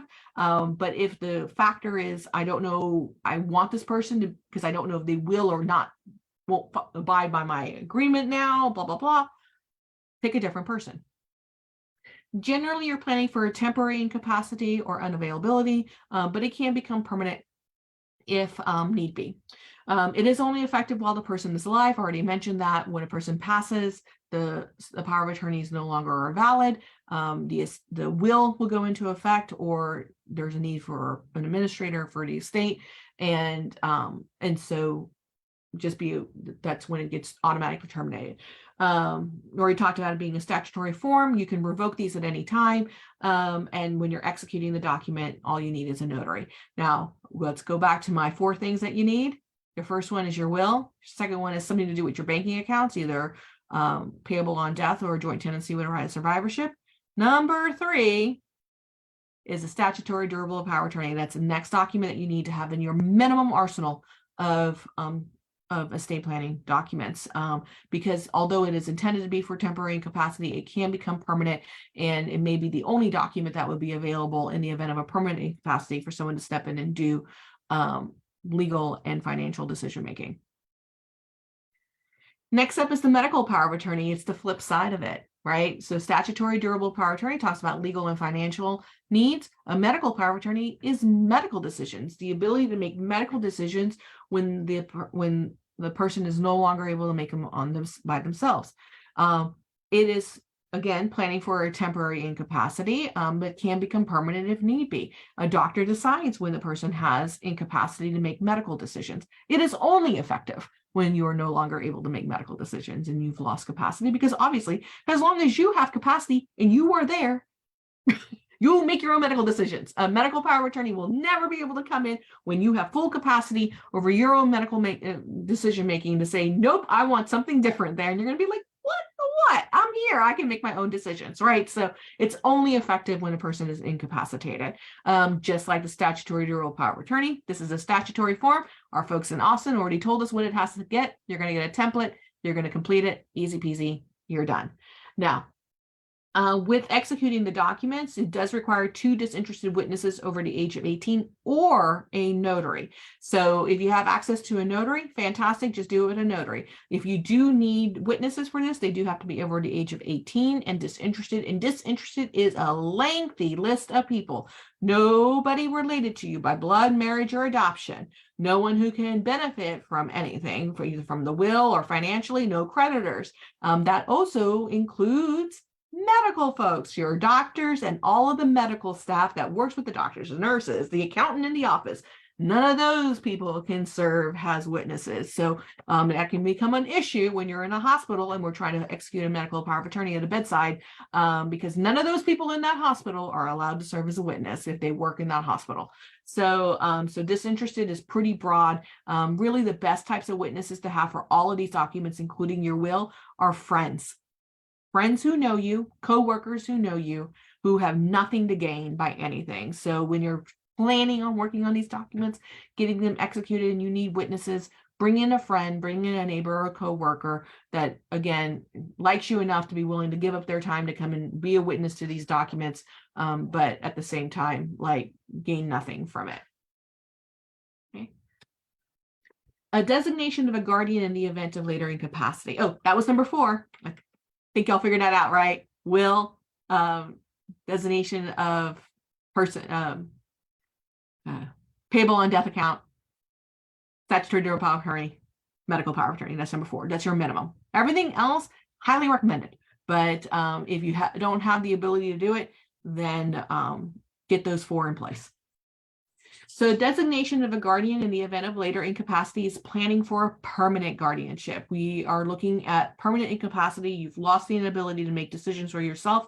You're not expected to return and make those decisions again. I understand that we are at 2:45. We're probably going to go over, just letting people know if you must leave, the recording will be available and you can come back and watch the end of it. We're probably going to go over about 10 minutes, just letting people know for planning purposes. So 2 designations for this, which is the self guardian for you when you no longer have the ability to make decisions. All right. Guardian for your children when you have children or wards. So these are adult children for whom you have a guardianship over that are in your care, and you're no longer able to make decisions. Who would step in to be able to care for them? So that is the types of planning that we're looking at when you're looking at a designation of a guardian. Again, planning for a permanent incapacity.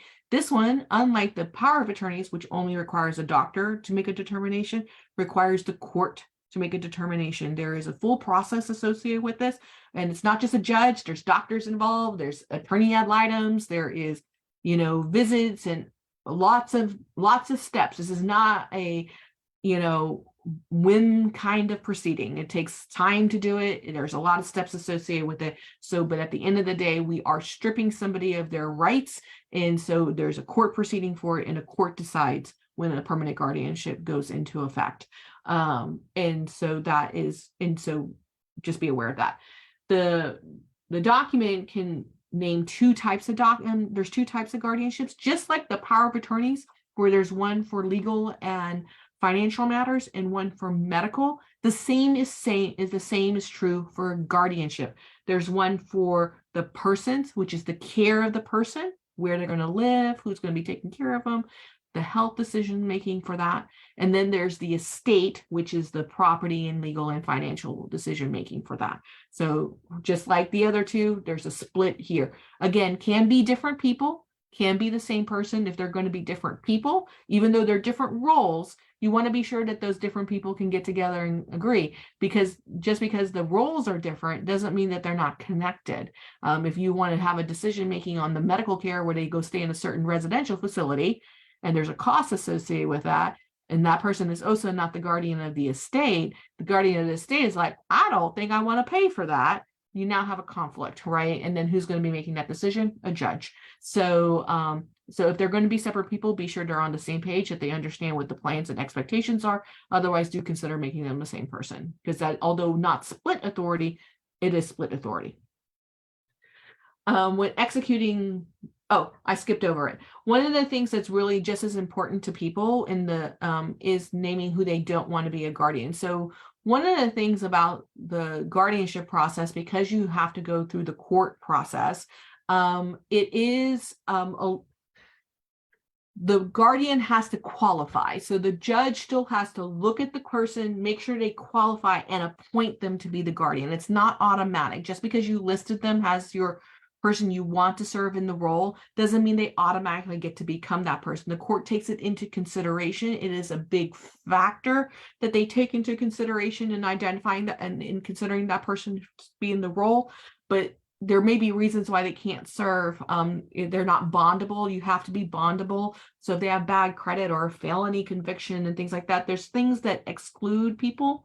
When you're working with an attorney on drafting these documents, they actually will talk to you about who you name and whether or not they can serve in that role. But just kind of be aware there's some rules on who can serve as a guardian. And so if for any reason that person can't serve as a guardian, they will look at the alternate, but then they will look at, if the person in the alternate can't serve for any reason, then they look for another person. In this document, it's just as important for some people to be able to say who they do not want to serve in this role. Unfortunately, we do live in a society, and occasionally there are families that fracture, and there are people who don't talk to their family members. And again, next of kin, that tree, spouse, children, parent, there are people who haven't talked to their parents or their siblings in years because the family had a break, and they don't want that person to be making medical decisions for them and being their guardian in the event of their incapacity. And so they're going to want to exclude them in their so they're going to want to get them excluded in this document. And that's important for a lot of people. And so that is something that you can do in that as well. So when you're executing these documents, if you're disqualifying a person, saying there's a person you do not want to serve in that role.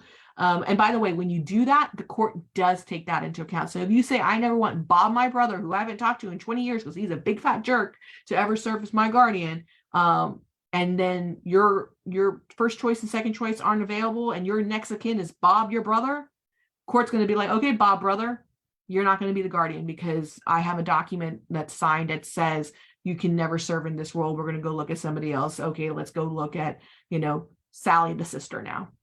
Right. So, but if you're disqualifying a person, you must execute it with 2 disinterested witnesses. That's a requirement. It is optional to help the self-proving affidavit, just like the will requirements. Here's my document. Who needs to come and testify? Self-proving affidavit serves in that same role. Highly recommended. If you're not disqualifying a person, all you need to do to execute this document is a notary.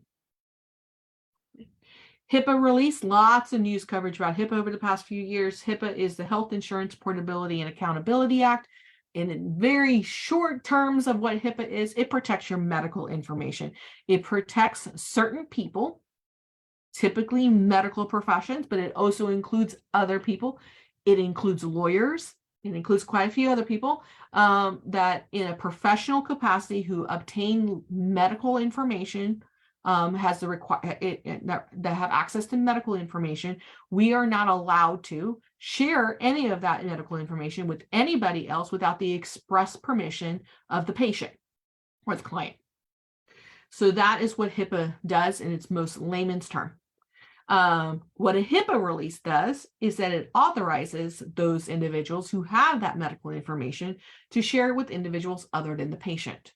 Without the HIPAA release, hospital and medical providers must deny requests for information made by relatives or significant others.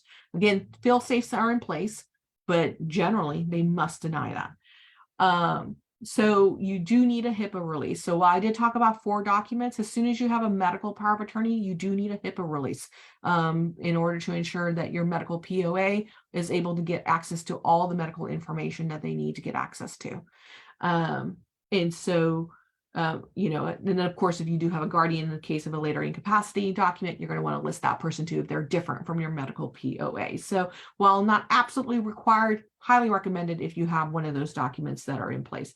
You can include other individuals. You can include your entire family. You can include friends. This is just about sharing medical information. This is not decision making. This is just the right to obtain that information. To execute this document, all you need is a signature. Advance directive to physicians. So medical power of attorney, any kind of medical decision when you're unable to make that. There's been a car accident, need to make decisions about what happens during surgery, right? Like, you know, but an advance directive is commonly known as a living will, is end of life planning, and which is very different from now medical power of attorney may be making those decisions, but an advance directive is you saying what you want in the event of certain situations as it relates to end of life. The situations that we are talking about are 2 different situations. One is the terminal condition. A person has received a diagnosis of a condition where they are expected to die within 6 months, even with life-sustaining treatment. No matter what you do, we're expecting you to pass. There's no cure. An example would be stage 4 pancreatic cancer. Typically, that is considered a fatal diagnosis. And so that's the first situation. The second situation is an irreversible condition.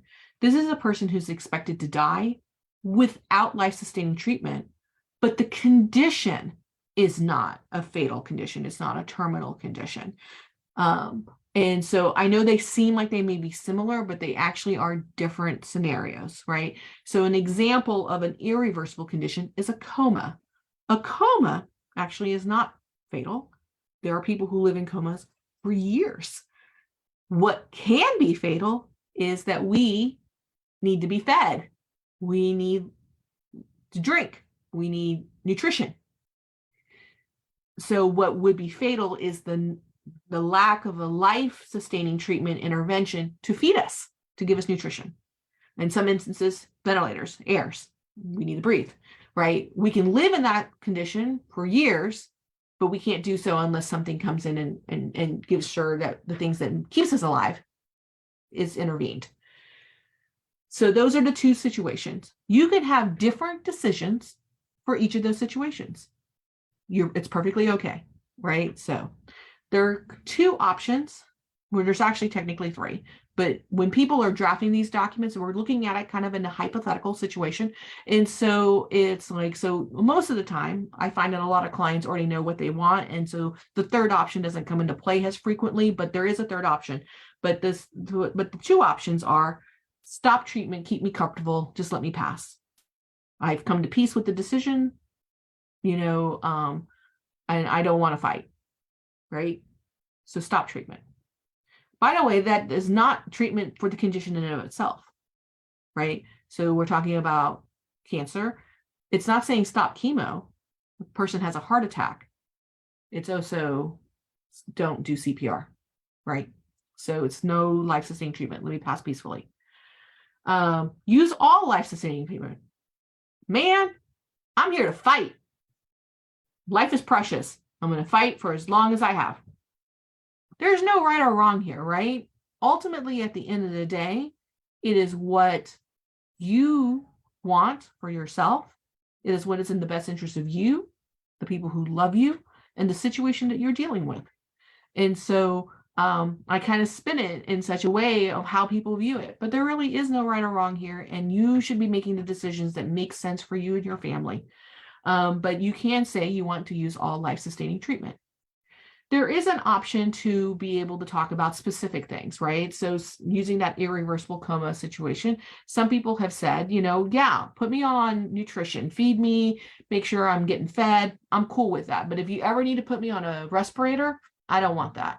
If I can't breathe on my own, then I don't want to be in this situation. Nothing wrong with that, right? It's whatever makes sense for you, what you want. But you can actually talk about specific types of treatments that you don't want to be done in either the terminal or the irreversible situation. I just used the coma as an example. That's just an example.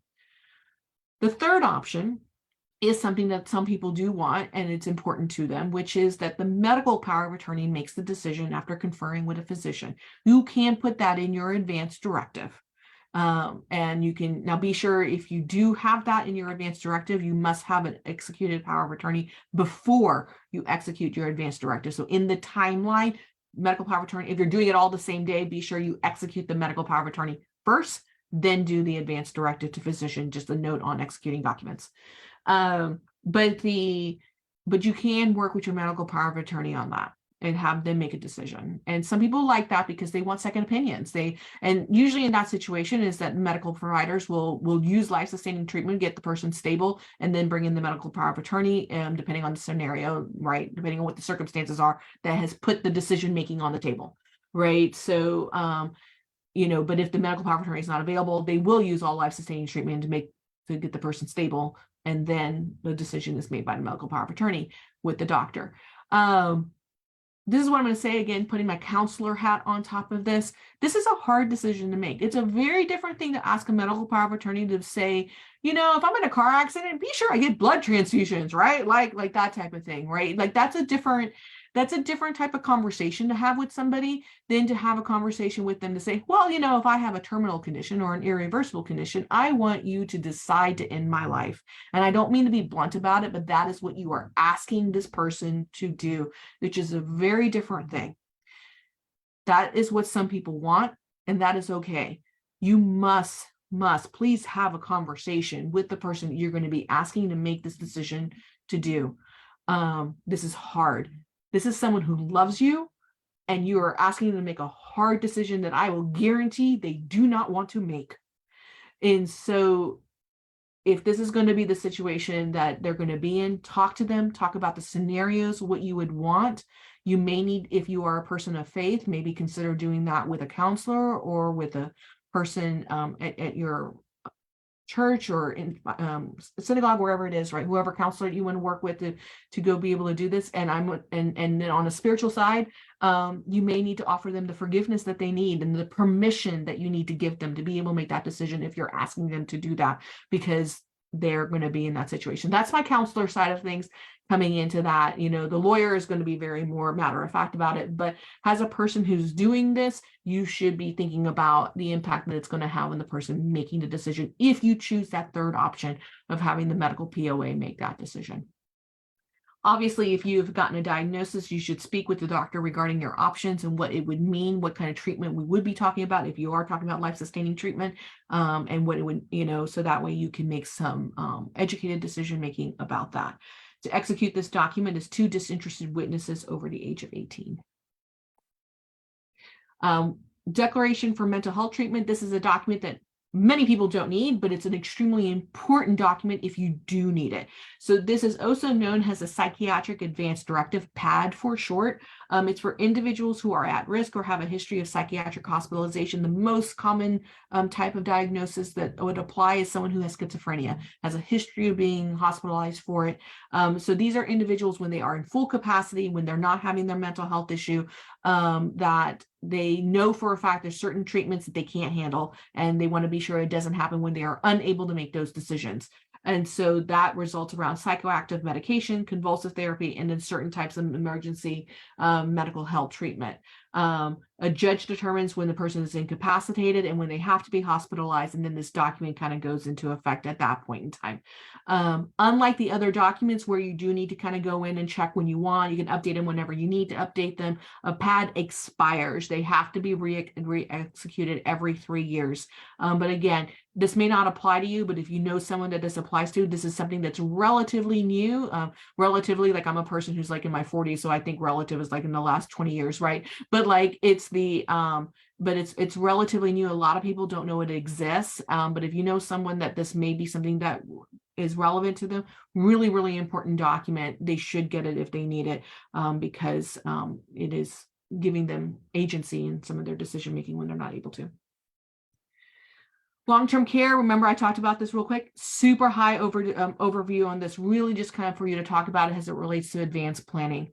Life estate, you should discuss this with an attorney. Lots of unintended consequences as it relates to a life estate deed.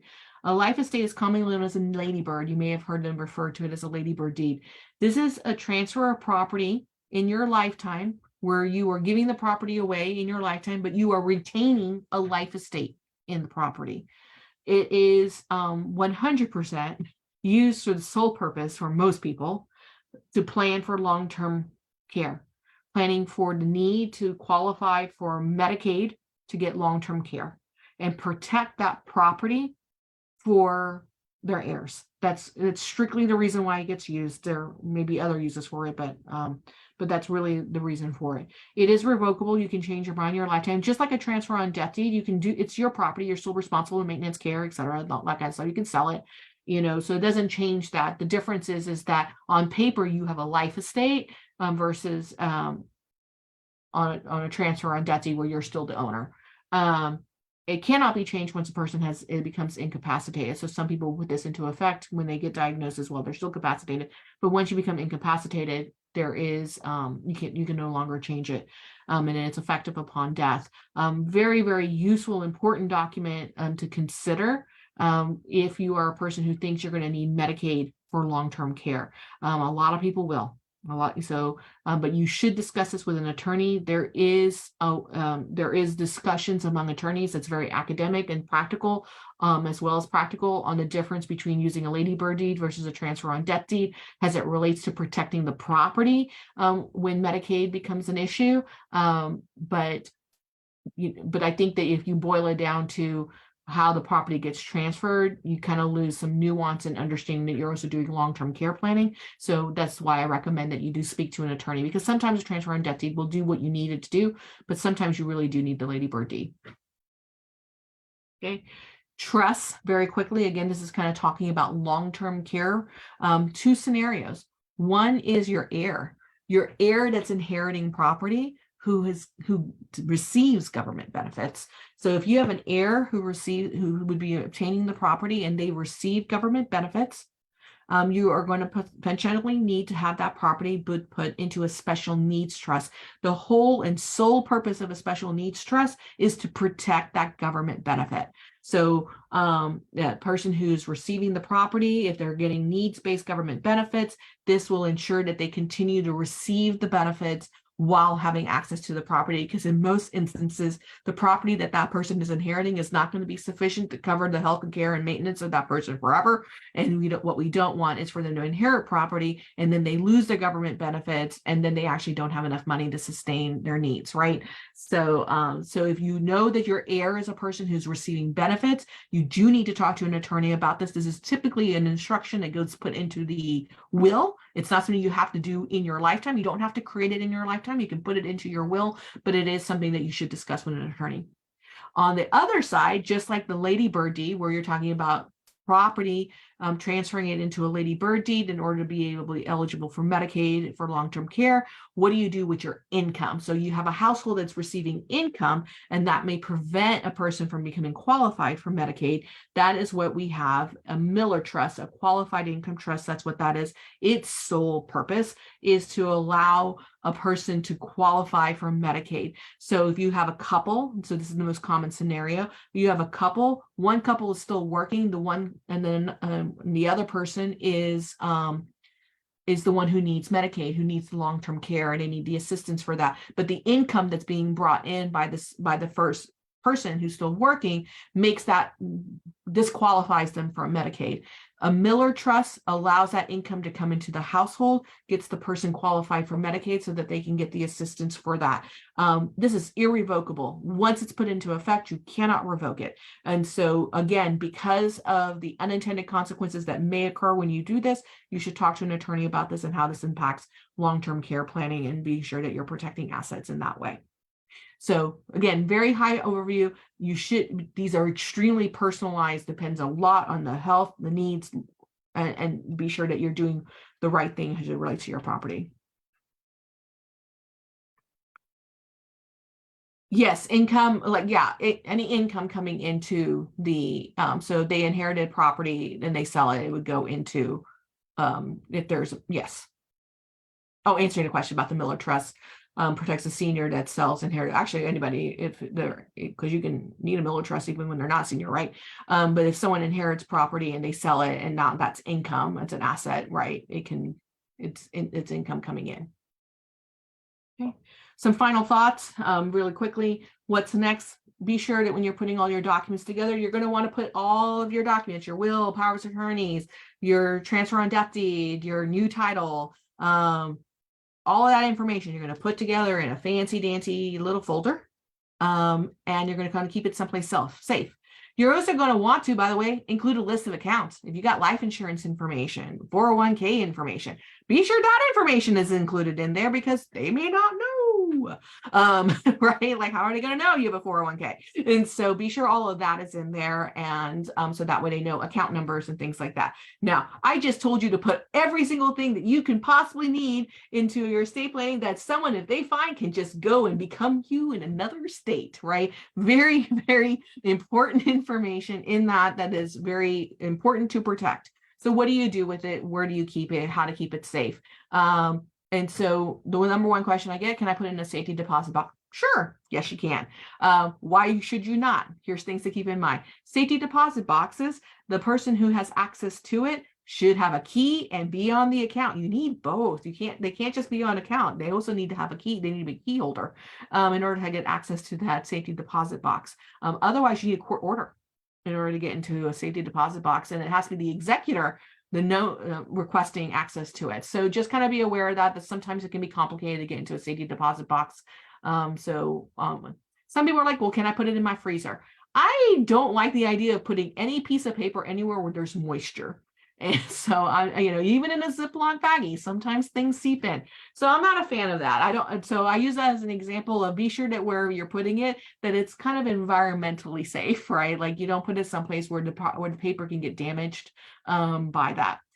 For the most part, where are you keeping your birth certificates? Where are you keeping your passports? These are also important individual documents. Wherever you're keeping that, that's probably where you should be keeping these documents. So someplace safe, where it's not easily accessible, where people can easily steal it again and obtain it, if they should happen to get into your house. But at the same time that they have access to it. If you're going to put it inside a safe, be sure whoever, just like the safety deposit box, whoever needs to get inside that safe has access to it, has a key, a combination code, etc.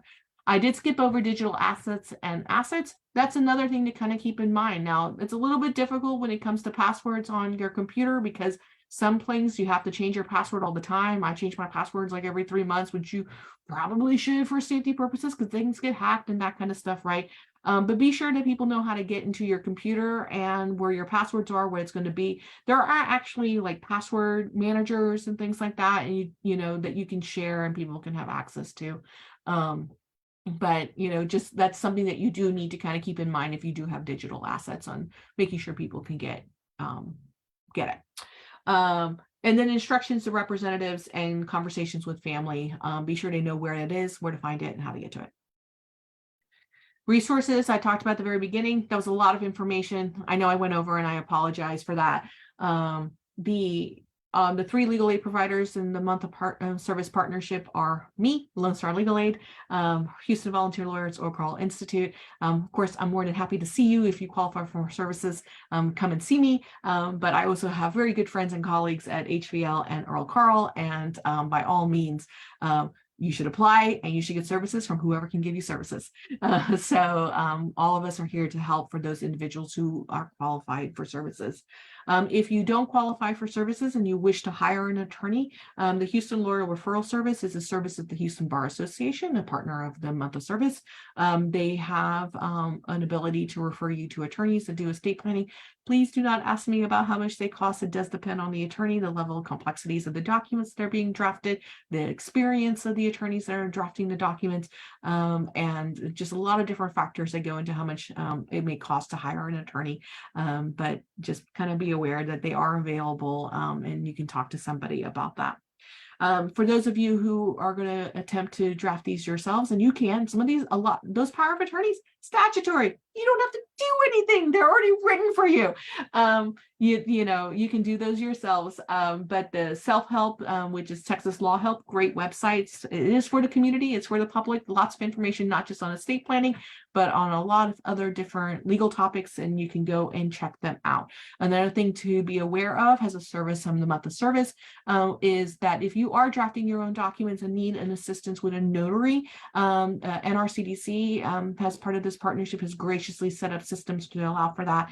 And I'll let Ms. Nia talk more about that, or I do believe it's included in the information. So just kind of be aware of that. And then last but not least, I know it's April already, but it's only April by a few days. So I like to always end on a little bit of a funny note, which is here's Mr. Frosty, and his attorney has shown up, and it says, Mr. Frosty, it's March, time to talk estate planning. So I can stay on for a few minutes for anyone who has questions, but I recognize we went over, and I do appreciate everyone's time and attention. My apologies again for going over, but if you have questions, feel free to unmute yourself. If you're going to put it in the chat, try not to put anything too personal. All right, great. And I am so glad people actually kind of stuck around and hung in there until you finished the presentation. I do realize that we did go over. There weren't any other questions that were in the chat. I was kind of monitoring and kind of keeping track of, as you were going, that you were answering pretty much most of them along the way. Again, this was a lot of information that was covered. We do realize that, it could be a little bit overwhelming. Please feel free to come back as many times as you feel comfortable with. Include other people, other family members, neighbors, or whomever that may not have computer access, to have them to watch the presentation with you. We will be, again, emailing out a link of the recording so that you can go back and watch it, or share it with someone else, friends, family members, coworkers, or whomever that can find this information to be beneficial as well. We know that there are a lot of seniors and a lot of people in underserved communities that don't have computer access, or don't have access to Zoom, or you don't know how it kind of operates. So kind of walk them through it and explain to them how this actually works, or even just show it, like you're sitting around the TV, watch the presentation like a movie. So we thank you guys for participating. I don't see anything else. Of course, a lot of thank yous to you, Jesse, for all the information that you presented here today. Also, as far as the forms and the documents that Jesse did go over today, we will be sending out a copy of the templates for all of these documents that actually make up an estate plan. And know that the documents are templates. They are just guides to kind of help you with setting up your own estate plan if you choose or cannot afford to have an attorney done to do these documents for you. We do encourage you to apply for the service. Do not automatically discount yourself and assume that you do not income qualify or asset qualify for their services. So you'd be very surprised as to what it is that you can qualify for. And the most they can tell you is no, but it does not hurt to apply and see if you can have the attorneys to do this on your behalf. Just to clarify, wills do not need to be filed with the county. Is that correct? That is correct. So a will, it does not have to be filed with the county. You can file it with the county, and there are quite a few people who will choose to do that because it's a safe place. And when you have your documents, you're just going to make sure that it's written in there that a copy of the will has been filed with the county, and so that way your executor knows where to go find it if they somehow don't have a copy. But yes, you don't have to, but for it to be valid, but you can. And know that it does not become public record. Oh, No, it's that not was the public next record. question. It does not become public information. No, it does not. So definitely keep that in mind. And those documents that are the templates that are going to be sent out, they are blanks. You know, they have the fill in the blanks, but you cannot fill in the blanks on the copies of the documents. They have to be completely typed out without the blanks, and you just kind of write your name in and or filling in, you know, your names and things like that. They don't work like that. So make sure that they're completely retyped or handwritten, or however it is that you choose to do it. What else is there? Is there anything else that I'm forgetting or that I'm missing? I don't think there have not been any questions on Facebook, even though we've had quite a few people that were watching us there. So thank you guys for tuning in too on Facebook as well. But again, thank you guys for joining us.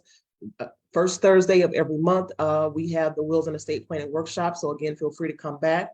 The second Thursday of each month is kind of like the part two, where we have the more, a little bit more in-depth conversation about the probate process and what happens after your loved one passes, and how to clear title for inherited property, especially if you have multiple heirs or if someone passes without a will, you know, what that process is and what the alternatives are there, especially if there are deferred taxes, you know, reverse mortgages and things of that nature. We kind of get into a little bit more detail about that. So we definitely invite you to come back for part two of the wills and estate planning and probate conversation.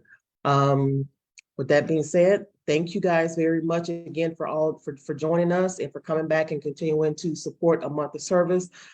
We certainly appreciate it.